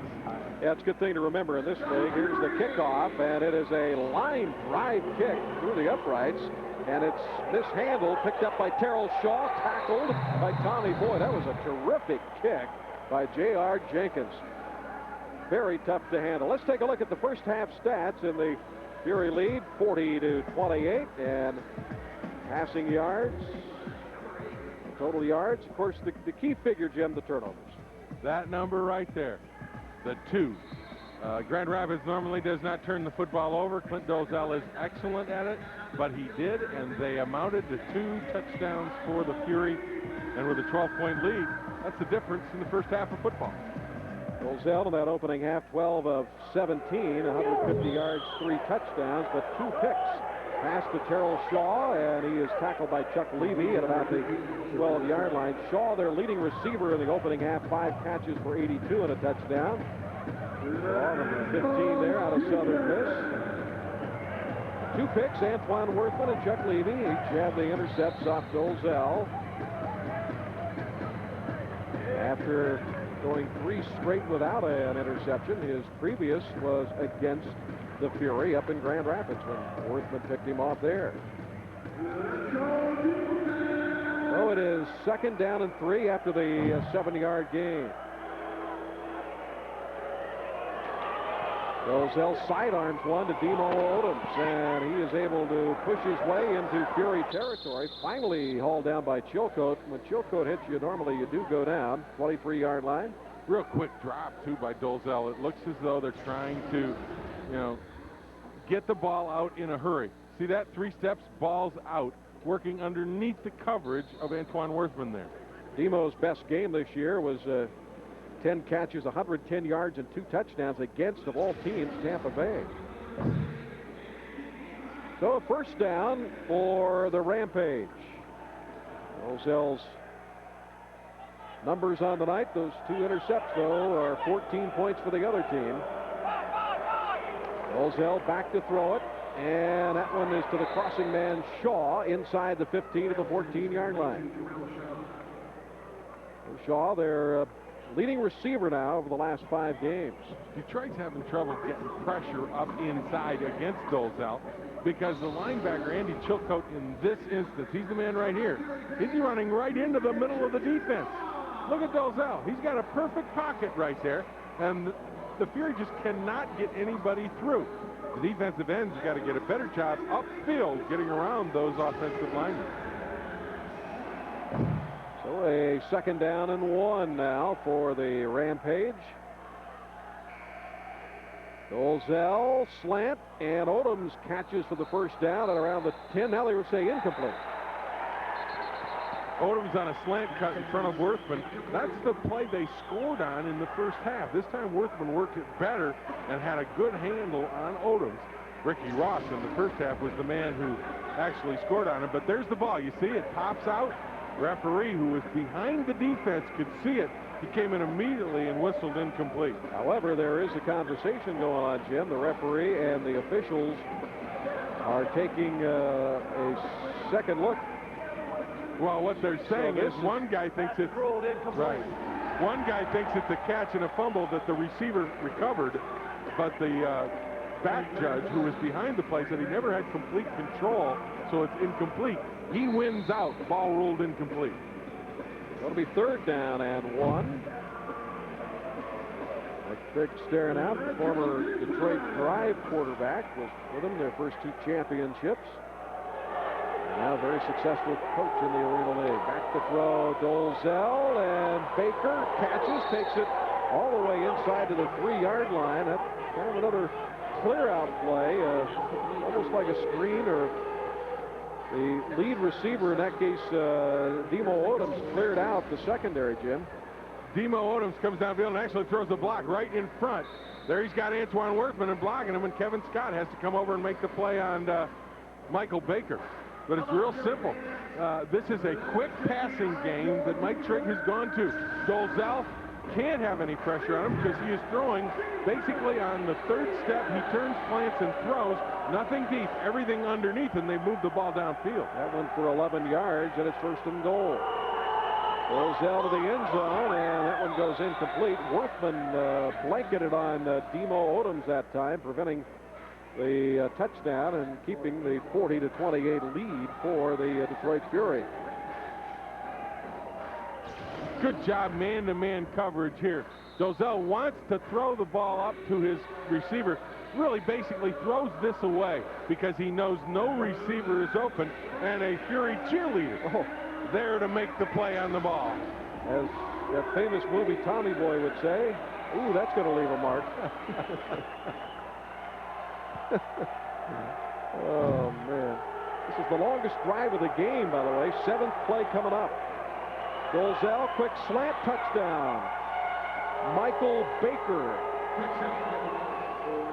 That one didn't take a whole lot of seconds.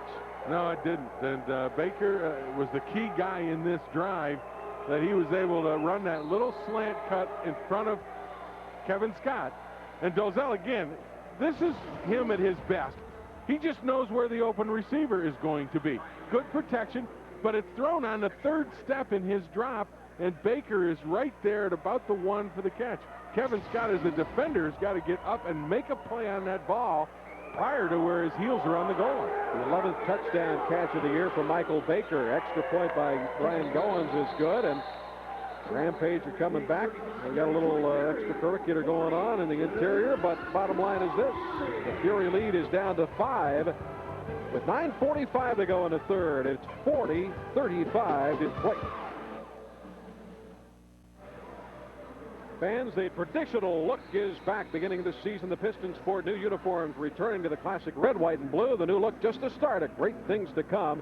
Join in the excitement. Order your season tickets by calling 248-377-0100 or log on to palacenet.com. The kickoff. Little squibber by Goins. One bounce, out of bounds, so turns into a touchback. The Fury will get it at their own 5. Tell you what, I'm looking forward to the Pistons season. Got a chance to broadcast on the radio side on half of their games, and looking forward to seeing Rodney White, the first-round draft pick, and Clifford Robinson, the veteran, coming over from Phoenix. In addition to Ben Wallace, who I just absolutely love to see play basketball, and of course Jerry Stackhouse, Team Cleves. It'll be a good year for the new coach, Carlisle. Here's the pass, flag down, fumble. Chilcote lost it, and whistles blow all over the place. Ball fumbled out of bounds, so it will be the Fury football, but there's a flag down. The question is, what's the flag for? Andy Chilcote out of Wisconsin Stevens Point. How about Chilcote? He's quite a character, too. You know? He was an intern on the Croc Hunter TV show. And his favorite movie. I can see that. Now, how do you figure a fullback at 250 who just, you know, is a nasty Illegal motion guy on the offense.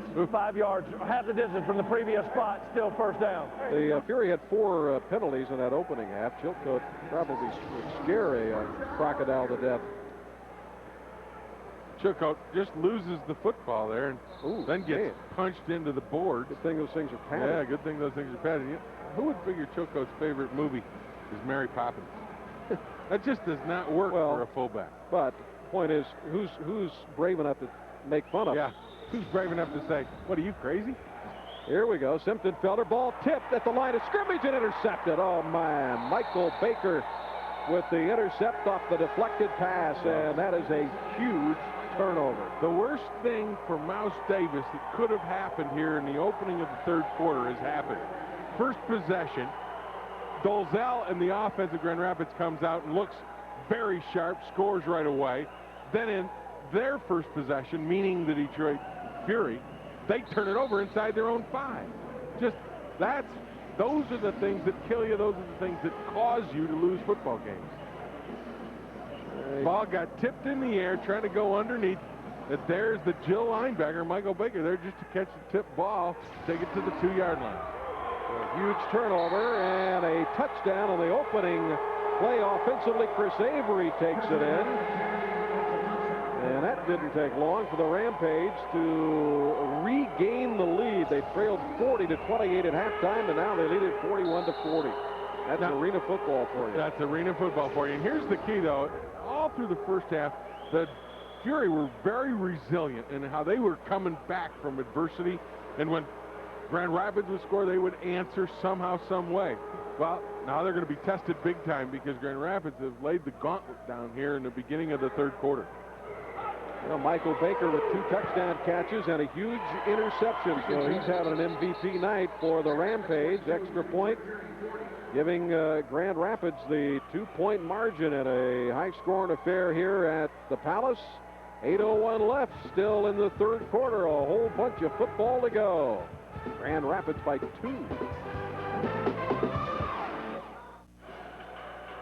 Well, a huge interception by Michael Baker, who was the Rampage MVP and Ironman last season. And he came up with a big play in this game, setting up the touchdown run by Avery and a 42-40 Grand Rapids lead over the Fury. And the kickoff by Goins. This one gets caught up in the net. So there will be no return by Robert Gordon. And there's a guy who has had 1 catch tonight. There's the football right there by the camera. Oh, Right by the RoboCam. Yeah. Can we get a shot of that? Yeah, He's can we trying. get that He's trying. RoboCam? Get over there. Get up. There it is. All right. Well done, All right, guys. we got the tip of that football. Can we knock it out of there with a RoboCam? Give it a hard shot with that camera. This could be a first. This could be. Or it could be a last if that camera falls down. 58 is eligible, 58. So let's see if the Fury can rebound from adversity here. They have lost the lead. Felder going downfield. Gordon. Well, I mentioned how quiet he had been. And I think that Mouse Davis realized that as well, as Robert Gordon with only his second catch of the night. Good job by Felter again of bailing out of the pocket left and buying time to get it out to Gordon. Upcoming Saturday, July 14th, the Florida Bobcats will be here. The first 5,000 fans receive a Thirst Quencher mug. Compliments of Bell Tire. Call 248-377-0100 or log on to palacenet.com. Come on out. It's a great sport to watch. 23-yard pass completion to Flash Gordon. Levy is the motion man at the top of your screen. Good protection. Wide open Gordon. He may score and does. Touchdown, Fury. One of the things that amazes me is how a receiver as good as Robert Gordon, the offensive specialist, can get this wide open for a 22-yard score against the defense that knows he's a key guy. Good protection again. Felter, though, has an easy pitch and catch to Gordon. Makes a simple move there, getting by Dean into the end zone. But again, we talk about the resiliency of the Fury. They come back after being stabbed in the heart by two quick scores from Grand Rapids and retake the lead. And the extra point by J.R. Jenkins. That is the 27th touchdown catch of the season for Robert Gordon. Number 3 in scoring in the AFL, and he's given Detroit the lead.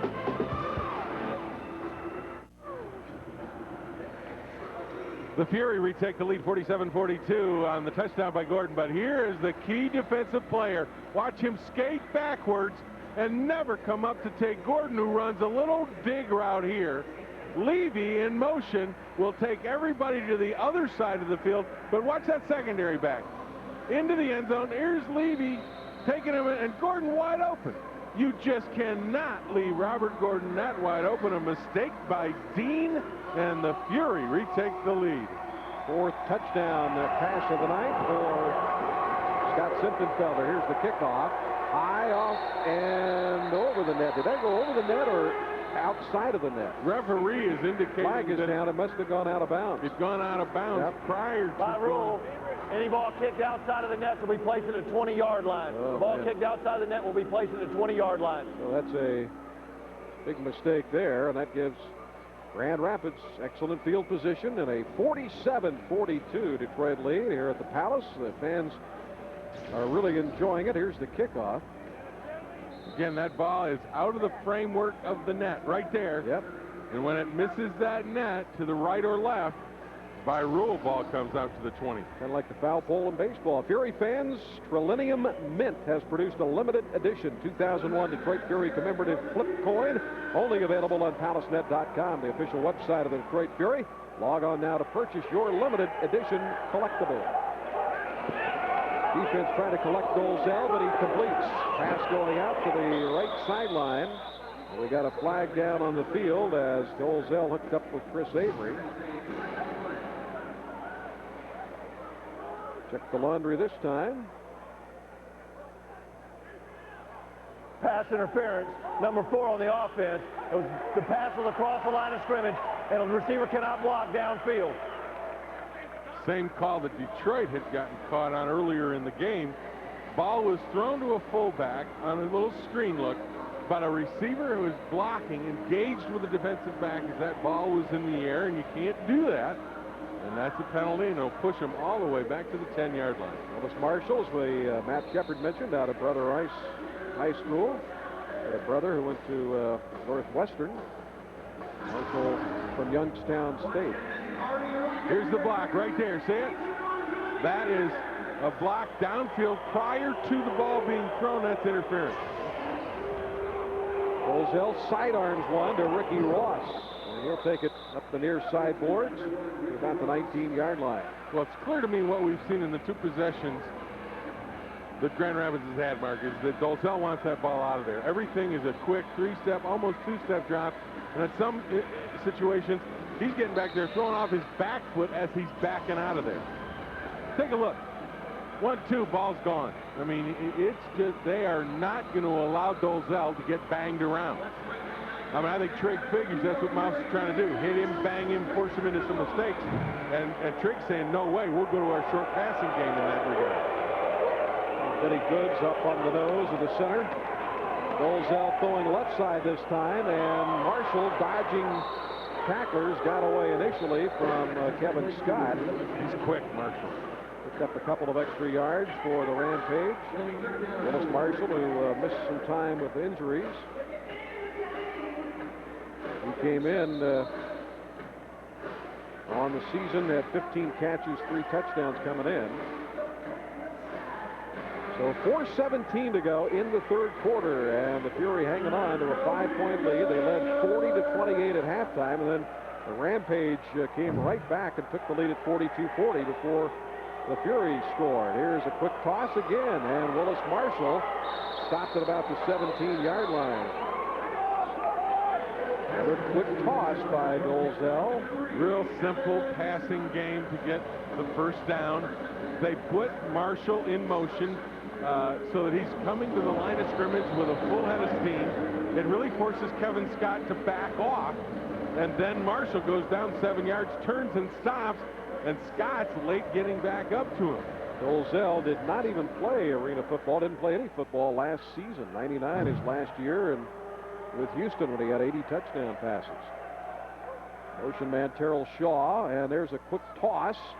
Inside it goes, flag down. Willis Marshall takes it to the 10. I think you're going to have holding on. Now that's a screen pass where they blocked downfield, but the ball was thrown behind the line of scrimmage. That's okay, and you've got a holding call against Grand Rapids in those blockers.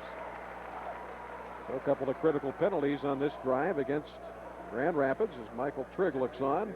Now you take a look. Now this ball will be thrown behind the line of scrimmage right here. Number 55. And as long as it's thrown behind on this side, it's okay for these guys to go downfield and block. But one of those guys that went downfield actually held. And that holding call will negate the gain on that play. Now if that pass would have been thrown across the line of scrimmage, then those downfield guys couldn't have blocked, or it would have been illegal, as we saw earlier in this possession. Bill DeParty was Joe Wiley, by the way. You see him there, number 55. There are the penalty totals. The Fury had 4 in the opening half. Dolzell again, quick toss and complete. Shaw inside of the 14-yard line. Receivers, in addition to Dolzell, of course, for the quick release, that means the receivers have to run their routes very precisely, and they are doing that right now as Shaw hauls in another one. They are not doing anything, though, Mark, that would be considered a deep ball, where the receiver would be catching it in stride. Everything is a turn and look type of route. So the Fury have an opportunity, and this is how you defeat this kind of thing, is you punish the receiver when he makes the play. Shaw with 8 catches, 106 yards on the night. Dolzell pump fake, forced out of the pocket, being chased, throws it away, and a flag down as Miles Garner fell on top of Dolzell, and Benny Goods also there. Now, is this going to be? This is going to be against, I think, the Fury. A roughing call, or let's see. We'll just hold off speculating. That never does any good. There's a flag also at the line of scrimmage, down at the 10-yard. Defense on number 11. Linebacker was out of the box. We have a personal foul, roughing the passer on number 40. That penalty will be enforced. Half the distance to the goal, automatic first down. Oh, boy. That's critical. Benny Goods, the guilty party, and double whammy on the Fury that time. It's so frustrating for a defensive lineman to get so close to the quarterback and then have that ball get out of there. Benny Goods just took a shot at Dolzell. I mean, he's backed out of the pocket. He's got the ball away, and there is no way that Benny Goods should do that. It just costs your team yardage and a first down. In a tight game like this, against a team that, let's face it, Scott Senfenfelder said earlier in the game, it's a must-win for the Fury. You can't do that. So a big first down and goal to go at the 7 as a football comes down, a small football from the stands, and that's something you don't want to see. So play was halted just prior to the snap. Do not throw things on the field. We get a timeout here with 1:43 to go. Well, the clock roll off an extra 4 seconds there. I'm sure they'll correct that. Please put 1:57 on the clock. 1:57 on the clock. Please refrain from throwing things onto the field. So instead of 1:39, back up to 1:57. Fury leading 47-42, but Clint Dolzell trying to get his division leaders into the end zone. Substitution for the Fury also. Andy Chilcote in there for Dave Thomas at that rush linebacker position. Shaw, the motion man. Inside toss, Willis Marshall, touchdown. Well, we saw that play earlier from him in this drive. And one thing about this dink and dunk type offense, they are sustaining drives and using a lot of clock along the way. They had a 7-play drive earlier. And the other thing we haven't seen, and really this is the key to it, is a very fast-paced offense. Quick drop, look at that. He takes one step away from the center, and that ball is out, which means there's very little or no chance for a defensive lineman to make any kind of a pressure play on the quarterback. So Grand Rapids has regained the lead, and the extra point makes it a 49-47. Wait, we got a flag down. See what this one is before we proceed. 58 seconds to go here in the third.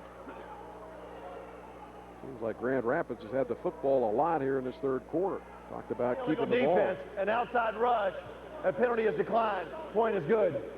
So the extra point makes it 49-47, and in a game that you see so many things happen so quickly, it makes for a lot of talk on the field, and that's where we have our sounds of the game tonight. Short.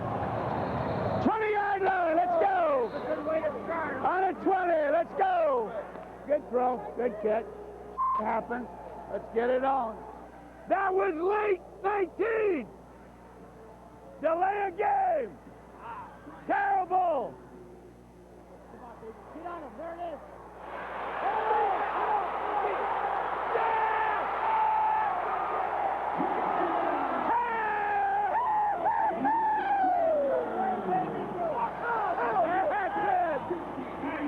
Way to go!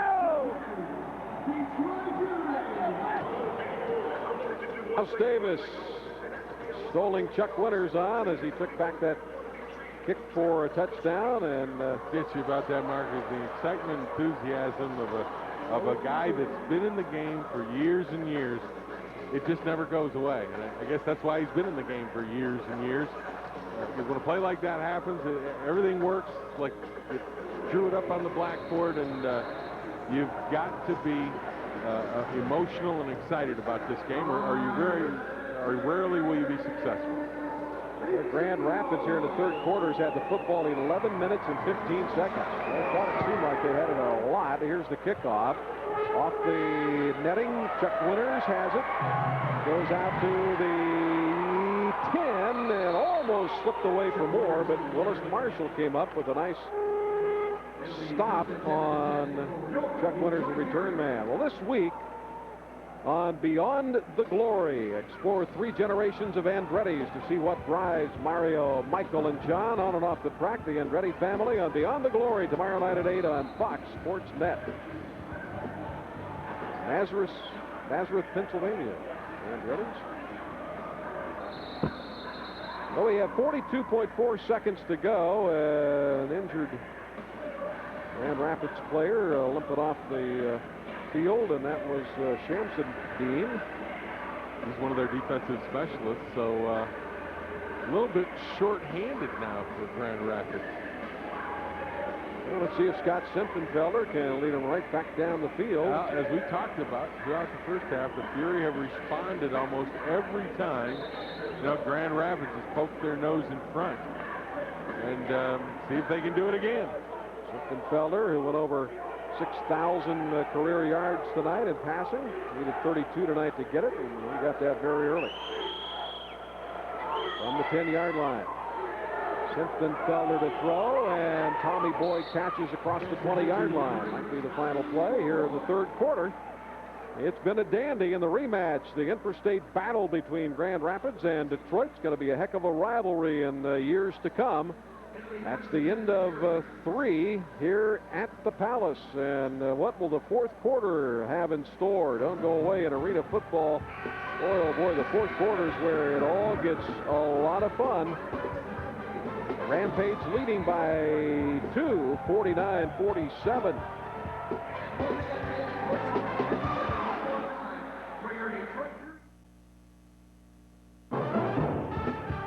Detroit Fury football is brought to you by St. John Macomb Hospital in Warren, official hospital of the Detroit Fury. By Bell Tire, nobody comes close, nobody's closer. By MRCC, Union Carpenters and Millwrights, the best training, the best pay, the best future. 1-888-HAMMER-9. And by the Training Room, the official athletic training and rehabilitation provider for the Detroit Fury. First play of the fourth quarter coming up. And look out, Simptonfelder, a huge loss all the way back around the 10-yard line is where he's filled by Chris Ryan. And that is a big, big loss. Let's send it down to our partner on the side, Matt Shepard. Matt, where are you? Mark, I'm trying to make some friends. Detroit averages almost 8,800 per game. Grand Rapids a little more than 8,500. But the Rampage fans are helping them out tonight. 4 busloads have made the trek cross-state to try and root on Grand Rapids. A lot to cheer about so far, Mark Champion. Wouldn't you agree? Yeah, I think so. And it's why it's going to be a very good rivalry over the years. We were up in Grand Rapids back on June the 2nd. They had a good turnout. Loss of 12, by the way, on that play. So 2nd and 22. Look out. Pressure again. Chilcote hauls it in, but Simptonfelder was thrilled. Just barely got that one off, and all of a sudden they're putting pressure on the Detroit quarterback. Well, that's a dangerous play for Simptonfelder because the fullback leaves as the pass receiver, and if the defense rushes the linebacker, here's Ryan. Nobody to block him because the fullback's out of there. Quarterback's got to basically block that linebacker, get that ball out into the hands of his fullback in a pass route, but it still brings up a long 3rd and 15. Ryan, a big 300-pounder from Clark College.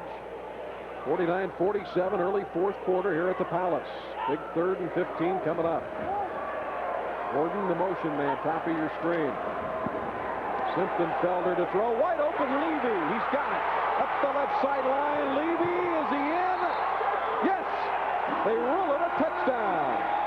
Do you remember the play that Gordon scored on where Levy came in motion and cleared everything out, and Gordon ran a little dig route across the middle? This is the exact opposite, where Gordon runs in motion, clears him out, Levy breaks across the middle, the safety in the middle of the field for Grand Rapids does not cover it, and Levy's wide open, and the Fury retake the lead. You talk about seesaw. Wow. They're going to put the picture of this game next to seesaw in the dictionary. Tell you what, that's why it's a fun game. Levy's 2nd touchdown catch of the night and his 12th of the year as J.R. Jenkins bombs it through. So 12:34 left. That is a whole lot of football. The Fury back on top, 54-49.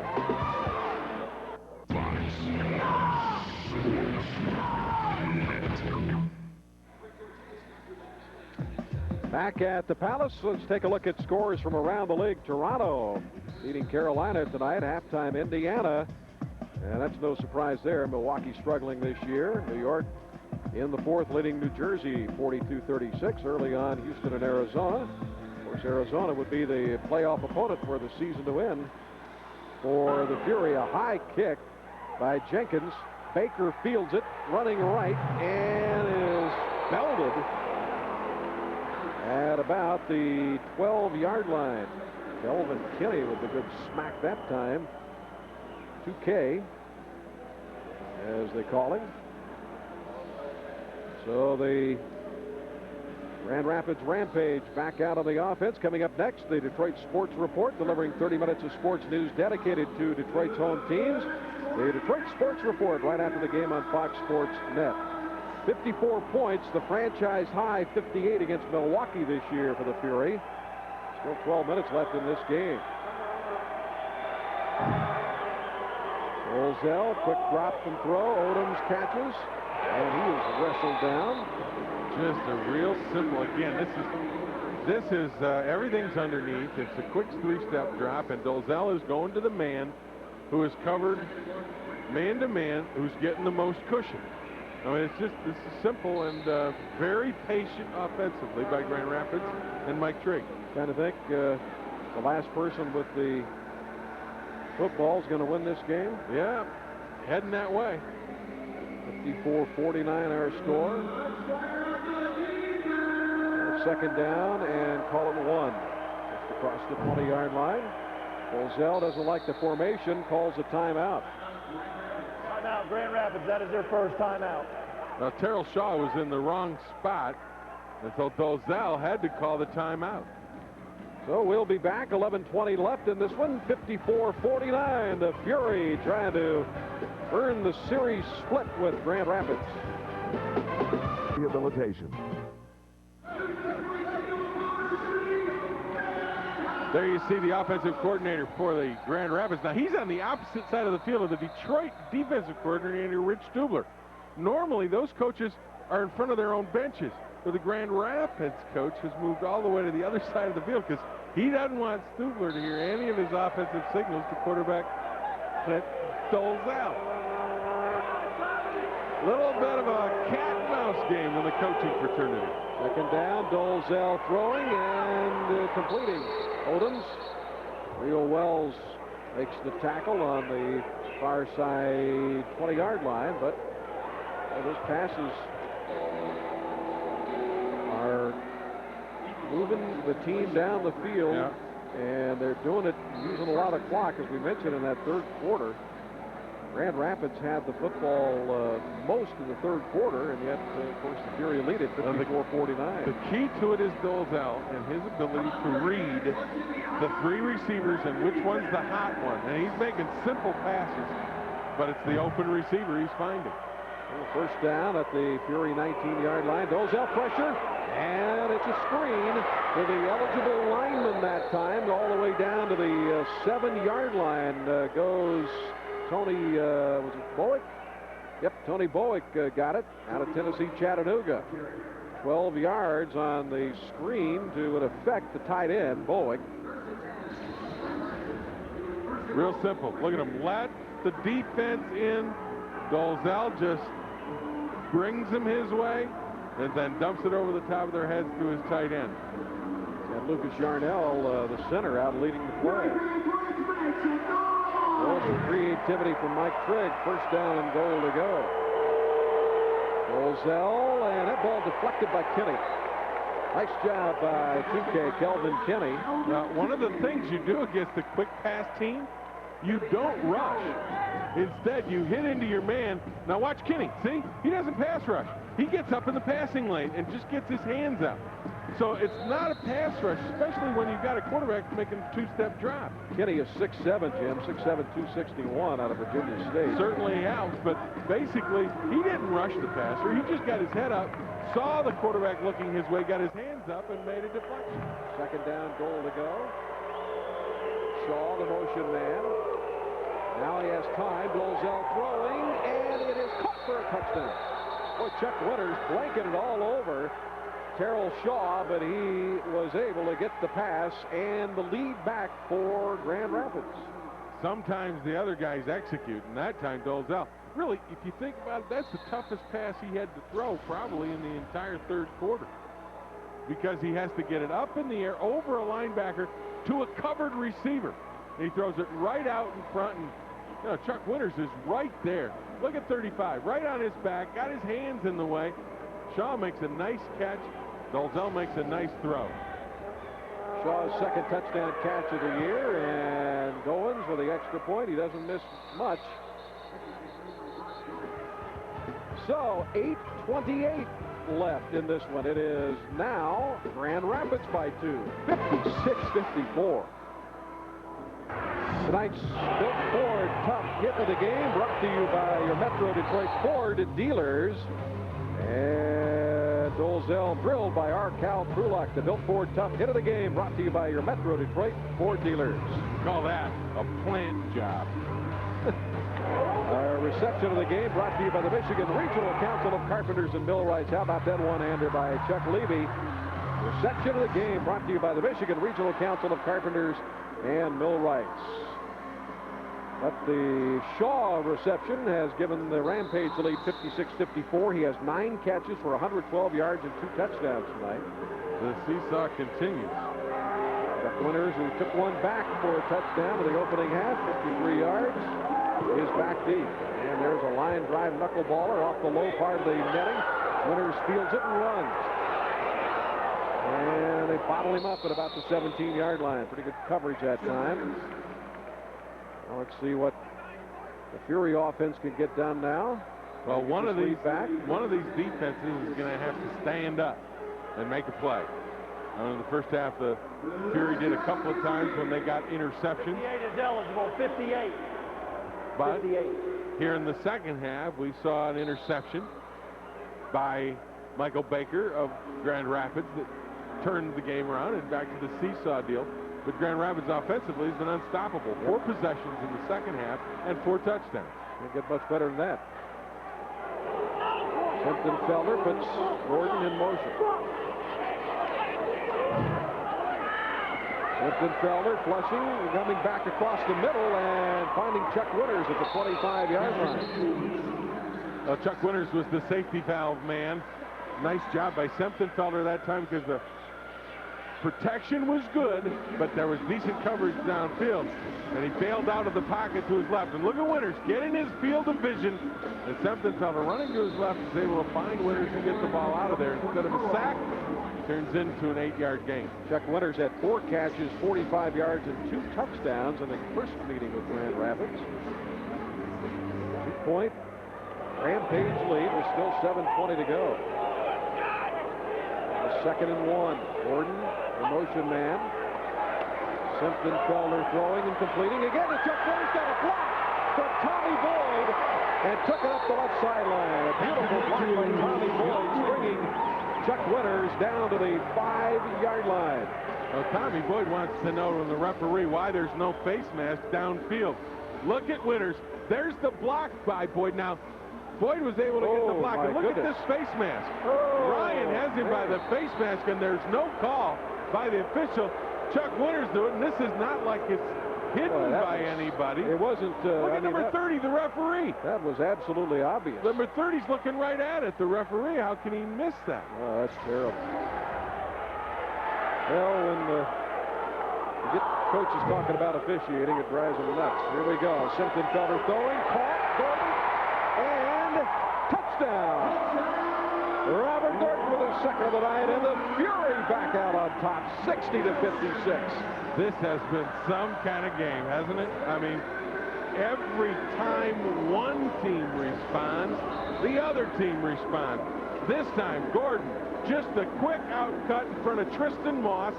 And I don't know why these defensive backs, when you're on the goal line, play with their feet in the end zone. You got to play where your feet are on the goal line. It's going to do you no good to make a play 3 yards deep in the end zone, is it? Well, unless they change the rules. Extra point by J.R. Jenkins. 61-56, the Fury leading. Robert Gordon with his second touchdown catch of the night. He's got 28 on the season. Robert Gordon came into this game 3rd in the league in scoring with 162 points. He's added to that with another 12. Number 2 in yards per. He had 118 per game.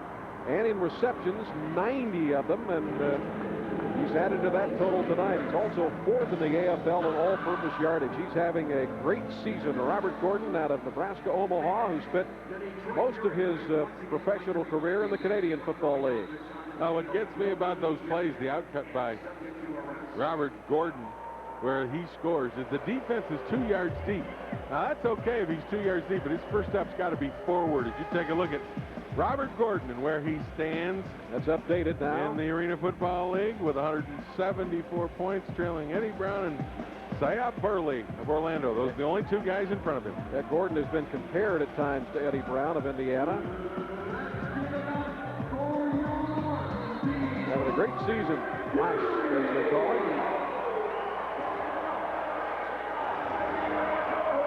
Well, the kickoff with 5:48 to go, and that one is a tough one. It bangs the backboards in the corner. J.R. Jenkins has really come through.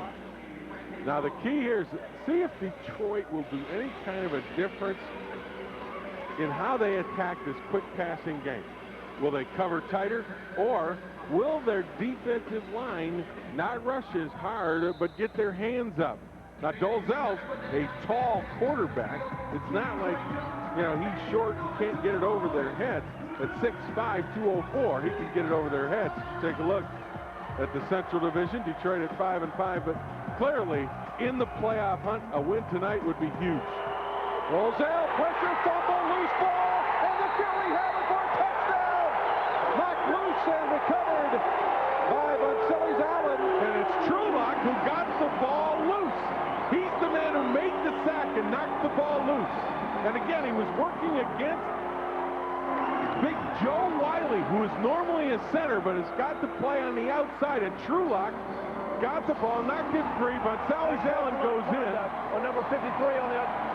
And Vancellis Allen gets the score, but now the penalty flag against Trulock for unsportsmanlike conduct, which is too much celebration, will force the ball back to the 12-yard line for Jenkins to try the extra point. And there is the man, right spot, right time, Vancellis Allen from Georgia Southern, and Arcal from Cortland State. We talked about him in the pregame, Arcal and Kelvin Kinney, how they have made a difference. Well, Arcal Trulock out of the Rams organization in the NFL has made a big difference here. Extra point now, a bit longer, all the way over the top of the netting, and it is good. And that is a huge turnover, third one of the night, and all 3 have led to Detroit Fury touchdowns. The Fury leading by 12, 68-56. Back at the Palace, Mouse Davis much happier now. That 12-point margin is, of course, what the Fury led at halftime, 40-28, and then Grand Rapids scored in rapid fashion and took the lead, but now it's 68-56, and here's what set it up. Take a look at the play. Seneca Knight is trying to block Trulock. Trulock takes an inside go, knocks the ball free, and Vancellis Allen, the rush linebacker, is able to fall on it, but the play was made by the great rush of Arkel Trulock on Seneca Knight. He had the inside rush, 3 turnovers, 21 Detroit points off those turnovers. Kickoff by Jenkins off the low part of the net, mishandled by Ricky Ross. He dodges the tackle of Rio Wells and takes it out to about the 7. Boy, how in the world did he make a move and get away from Wells? He was coming like a freight train at him. But again, J.R. Jenkins, and you're talking about unsung heroes, he might be one of those. Yeah. Consider the job he's done and kicked the 52-yard field goal tonight, and his kickoffs have been good. Just real good quick feet by Ross there. Able to pound out. Look at the hustle, though, by Rio Wells. He misses him, comes back and tries to get him a second time. Number 19 for the Fury. Here's the miss. He goes down, bounces off the backboards. Watch number 19 come in here again. He's going to get after him. Yep, Marvin Thomas finished him off. Dolezal, quick toss, and incomplete. Now, did you see that's the first 5-step drop they've thrown this half? Dolezal felt the pressure and threw it badly. When they have gone to the patient, short drops, they have been nearly flawless. But that was a 5-step drop. There was good pressure. At least Dolezal felt it and threw a poor pass. Arkel Trulock was slapping his hand on the carpet. He thought he should have gotten to Dolezal. 4 minutes left. 68-56, the Fury. Quick toss. That one is completed out across the 12-yard line. Look at the game tackling by the Fury defense led by Kevin Scott. They are fired up. And the other thing that Grand Rapids has done is they have changed up their offensive scheme to put somebody on Trulock so that they've got a good blocker on him. They don't have Seneca Knight in the game anymore. They've moved Wiley into center, and they've got Bowick and big Curtis Mayfield out there as the two blocking linemen. Roselle and completes to Willis Marshall. Trying to break free, but Kevin Scott has him wrapped up with some help. Well, the key here, from Real Wells. Mark, and I think this is smart. Rich Rothstein, I'm sorry. Yeah, Rich Stubler has told his defensive backs, get a little bit tighter, don't allow the big play, but when they throw that short pass underneath, you guys make sure you get in there and tackle and drop them to the ground, because this clock will run. Right now with a 12-point lead, Detroit wants the clock to move. Well, they don't mind this sustained offense in this situation. Uses a lot of clock. First and 10 for Grand Rapids. Dolezal to throw again off the fingertips of Willis Marshall, and Rio Wells was just a fraction of a second late from getting that one. Alan Wills, if Rio Wells can make that interception, he can go the distance. Watch this. 5-step drop. Good pass by Dolezal. Wells just trying to come up and make the tackle, gets out of position. But Marshall should have had that ball. Second and 10, 2:15 to go, and the clock ticking here at the Palace. And the Fury hang on. The throw and catch. Ross bangs off of Rio Wells that time for extra yardage down inside Fury territory. There's one of those mistakes made by defensive back. You made a hit with your shoulders. You didn't wrap up. Rio Wells has got to get his arms out and wrap up against Ross. Watch this. He hits him. Watch him. He hits him, but wrap your arms. You can't tackle him by, hitting him with your shoulder pads. And wishing down. Minute 35. Dolezal to throw again. There's Ross bobbling it. Oh, man, is that a huge drop. It looked like he could have gone the distance. Oh, you bet. Took his eyes off of it as he saw Grovestein coming. Dolezal in, there's a sense of urgency because the clock continues to run in the football. He wants to get a playoff before the 1-minute warning. Yep. 68-56, the Fury leading. On a second and 10 at the Fury 23. A lot of time. Dolezal, open man, Shaw, got it, touchdown. And Rich Stubler is furious. Well, it's a post corner route, and he knows it, and so does Chuck Levy, who is supposed to cover. I mean, Shaw goes down, fakes the post inside. You don't give up a big play. That was what was said to everybody prior to the series. Do not give up the big one. And what happens? Chuck Levy gets caught inside and gives up the post corner to Shaw. Pitch and catch, touchdown. Puts the Rampage right back in it. You better believe it. Still 57 seconds to go. And a 68-62 score. The 68 points, the most this season for the Fury. And this is their first season, so it's a franchise high. Shaw, big night, 10 catches. 135 yards and 3 touchdowns for him, and Goins brings the Rampage within 5, 68-63. So needless to say, this is a huge offensive series coming up for the Fury. So Scott Simptonfelder and company. Well, real simply, the Fury have got to move the football and get first downs and force the Grand Rapids Rampage to use timeouts. Now, they were forced to use a timeout earlier. Remember when Shaw was in the wrong spot? Dolezal had to use a timeout. So they've only got 2 left. So the Fury have got to get a first down or 2, force them to use their timeouts, and they can salt this game away. You know, and I know, and so does Mouse Davis, that the defensive secondary for the Grand Rapids Rampage are going to be tight. They're going to be trying to make plays, trying to make tackles. What you must do is, if Mouse Davis wants to roll the dice, Let's go with a little pump and go. Get either Gordon or Levy on a little look-in route and then pop them deep. See if you can go over the top. If you want to roll the dice and try to go for the big one and put the dagger in their hearts. The question is, will Mouse try to do that? And I think a lot of it will depend upon what he gets out of this return and where he is field position-wise. Well, Mike Brandon, my statistician, handing me a note.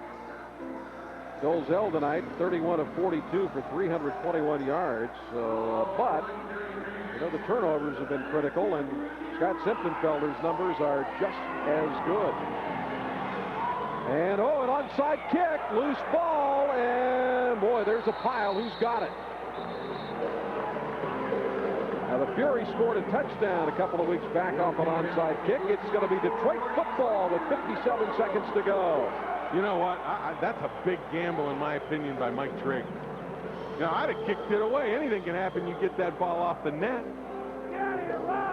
Instead, what happens is he gives Detroit with great field position. Well, here's a look at it. I think that probably may have been, in arena football, when you can stop the clock like you can, and if you don't get positive yardage, the clock stops, and your timeouts, I think that was too early for the onside. Simptonfelder, 16 of 24, 258 yards, 6 touchdowns tonight, and they will run one. And that's a good smart play. Andy Chilcote, that's going to force Grand Rapids to call a timeout. Right, because he got positive yardage. If he wouldn't have gotten positive yardage, the clock would have stopped, and it wouldn't have had a timeout charged to Grand Rapids. But because he got positive yardage, Grand Rapids had to use that timeout. Yep, good point. 51.1 to go. 68-63. I tell you what, there's a look at the timeouts remaining, and now the Rampage with just one. And this has been as entertaining a football game as you can want. It has been back and forth with, good plays, both teams. We've seen special teams get involved. The kicking game has been outstanding, both sides. It's been a real good, entertaining football game. That's Simptonfelder, only one turnover tonight, and that was off a tip ball, so not altogether his fault. Simptonfelder with 6 more touchdown passes, gives him 56 on the season. So a big play coming up here with 51.1 seconds remaining. And again, the Rampage with just one timeout. So you want positive yardage here and force them to use that final one. And you do not want a turnover, obviously. Kelvin Kinney flinched. Lined up at the right tackle spot, number 1. Kelvin Kinney flinched a little bit, and that got the Rampage across the line. 5-yard penalty remains, second down. Kelvin pleading his case. Trying to the referee that one of the linebackers was up there with his feet in the neutral zone. He felt that was what drew him offside. It doesn't matter. Yep, can't move, can't flinch. In the NFL, they did change that rule to give the offensive lineman some help. There is an encroachment call. Well, here we go. 2nd and 14. They run it. Chilcote, did he get positive yardage? Let's see. Clock is stopped.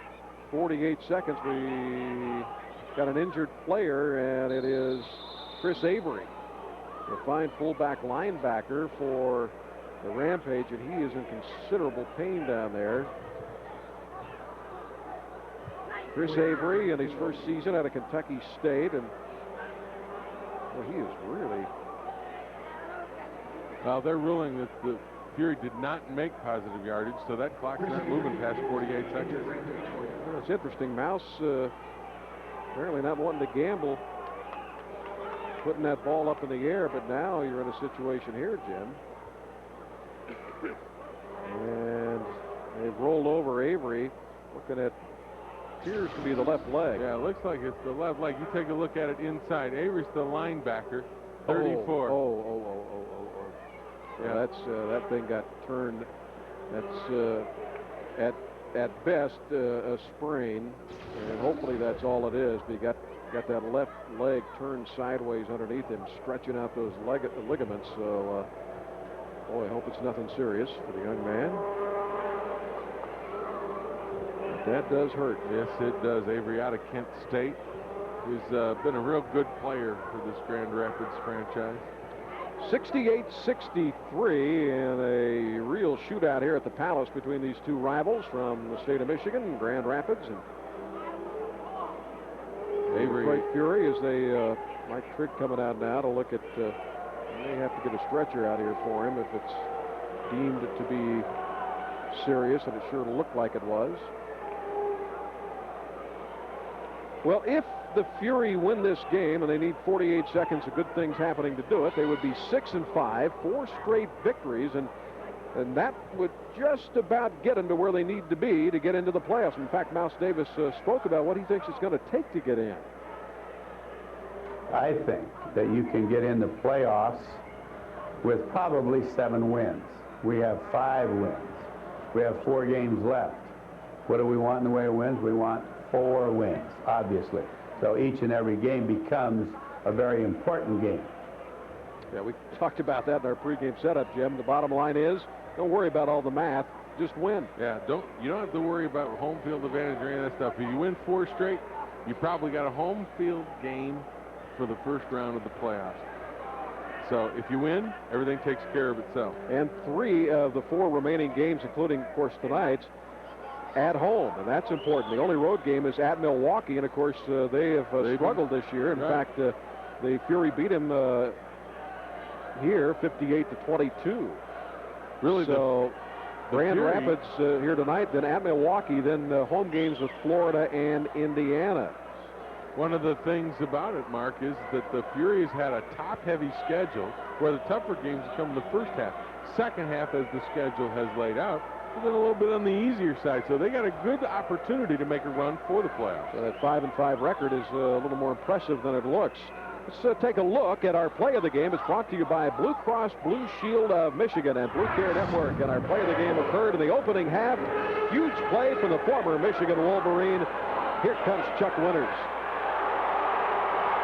53-yard touchdown return. It was right after a Grand Rapids score, and it just switched momentum right back to the Fury.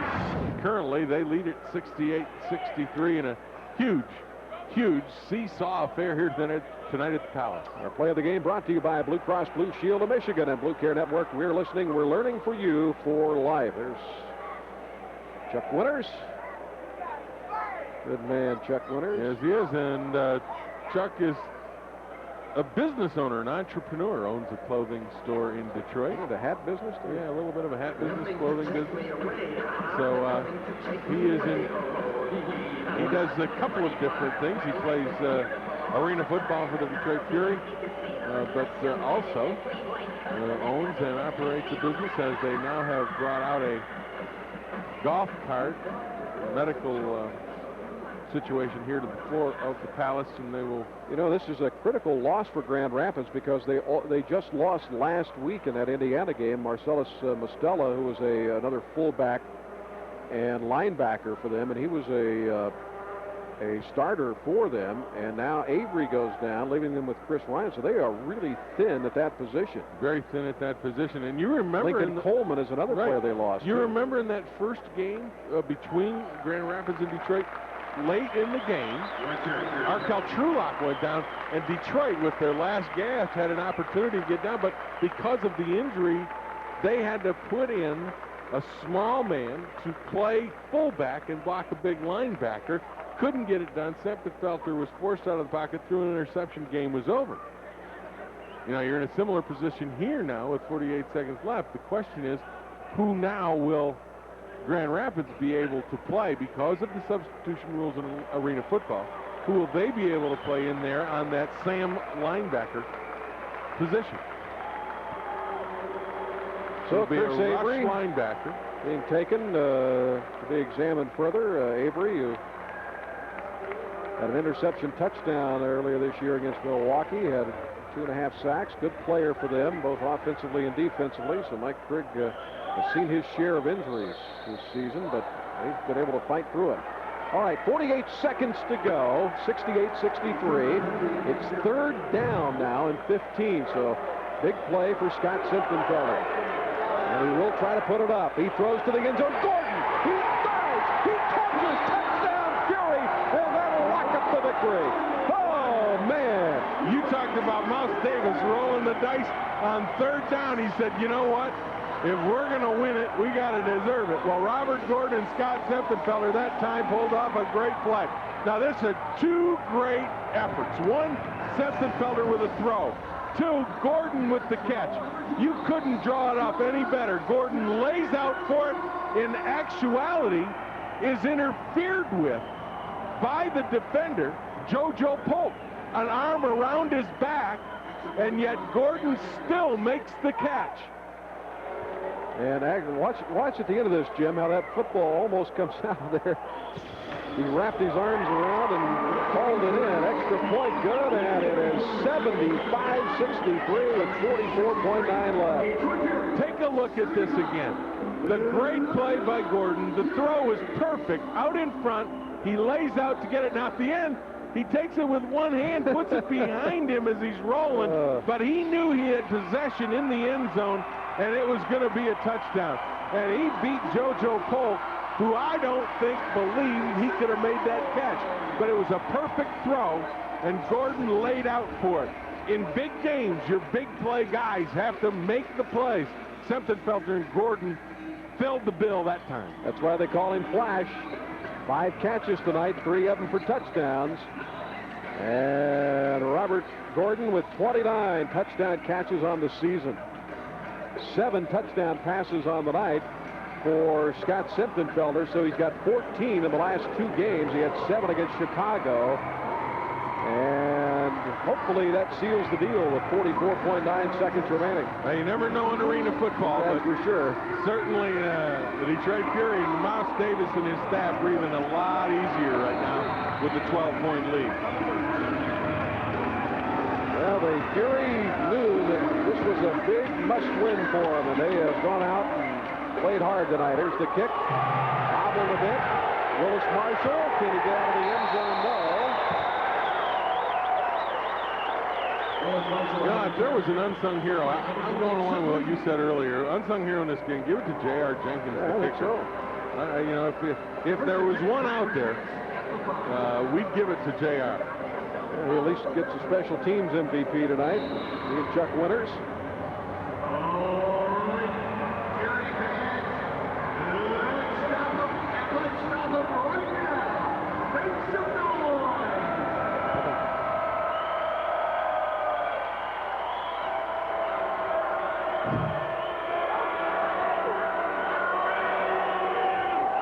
Golzell to throw, bobbled, and incomplete. Baker, the intended receiver. Clock was still ticking away there, and got the play stopped. Yeah, they got to stop the clock on incomplete passes in the last minute Inside of the game. a minute, so yep. So that'll go. Time. Set the clock to 39 seconds. 39 seconds on the clock, please. 5 more seconds back on the clock. The home clock operator doing his best. That's home field advantage, isn't it? That's what it's supposed to be. Absolutely.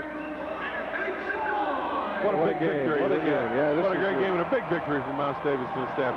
4th in a row, franchise record. Hey, there's no reason why they can't run the table. No. Look at the schedule. Golzell, quick flip and caught. And good tackle. Rio Wells in on it. Now, remember I got on Rio Wells about not wrapping up on that one play? Timeout. That time, Rio Wells wrapped up, put his arms around the receiver, the ball carrier, and drove him down to the ground. Jim, I think at this point, with no timeouts remaining, 33.6, don't you have to just, you almost have to go for the end zone here, don't you? Absolutely. Yeah. Take a look at Rio Wells now. This is a play now. Watch these arms. See the arms wrap up? He didn't do that earlier, and I bet you Rich Stuber, defensive coordinator, said, hey, Rio, remember back in Pop Warner football when they taught you how to tackle? It was you wrap a guy up with your arms, and he did just that, and you saw how the ball carrier went down.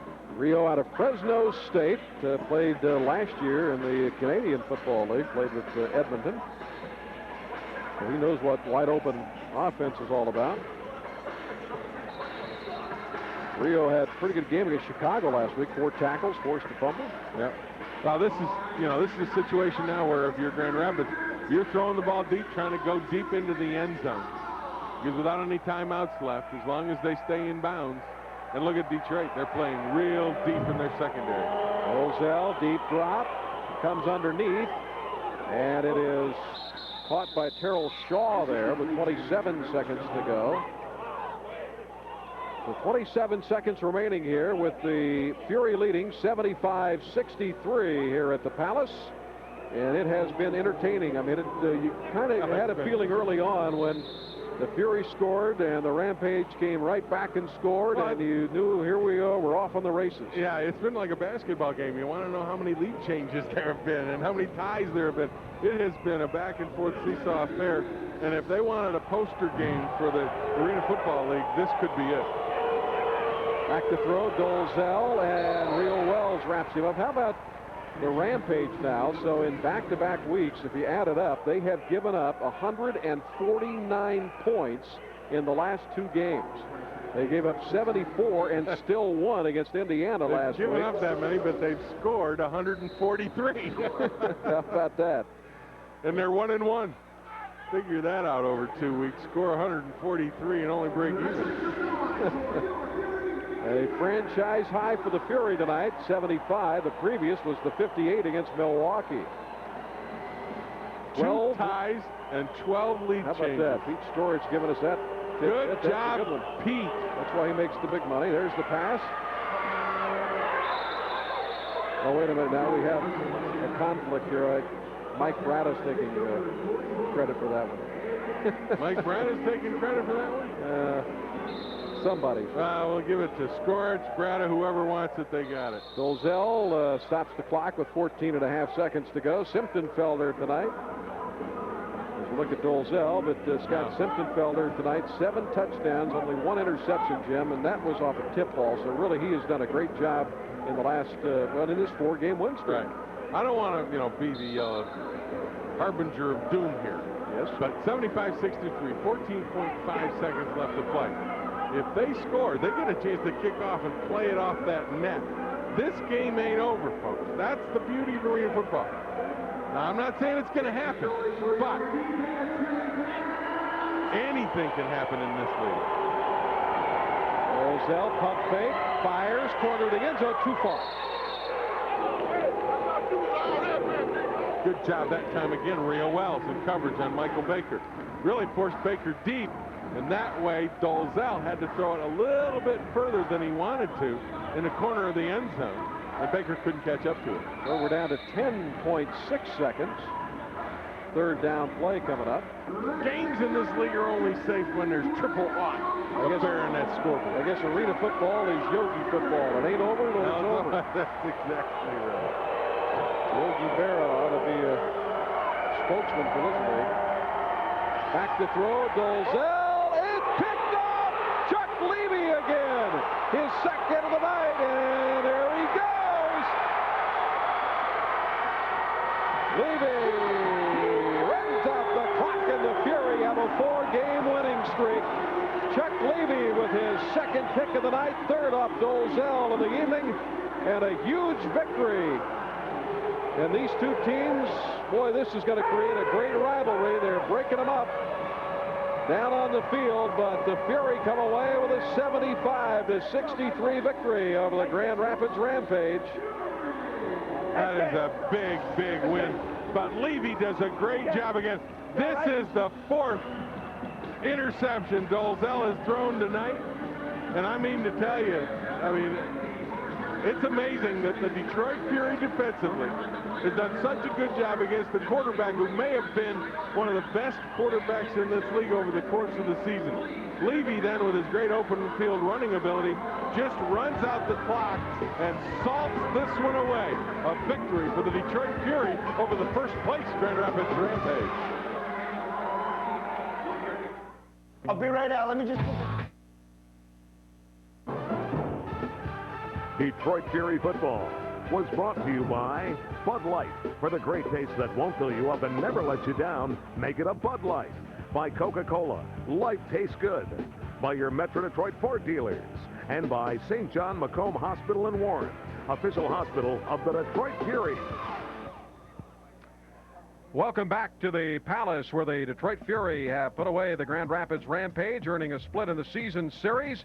And our player of the game, brought to you by Bud Light, is Tommy Boyd, who had 6 catches, 114 yards, and 2 TDs, his first 100-yard game of his first season with the Fury. Our player of the game, brought to you by Bud Light, with a great taste that won't fill you up and never let you down. Make it a Bud Light, Jim. Great football game, a seesaw battle. Detroit doing a great job. And the key there is Clint Dolezal, who had thrown 4 interceptions all year long for Grand Rapids, throws 3 tonight to the Detroit Fury.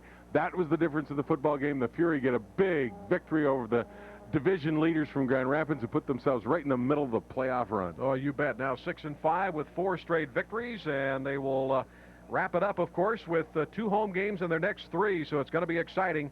And most of those games coming up here at the Palace. Our next Fury telecast on Fox Sports Net is Saturday, July 14th, when they host the Florida Bobcats. Live coverage begins at 7:30 p.m. For Jim Brandstatter and Matt Shepard, I'm Mark Champion saying so long from the Palace of Auburn Hills. Once again, the final score, the Fury 75 and the Rampage 63.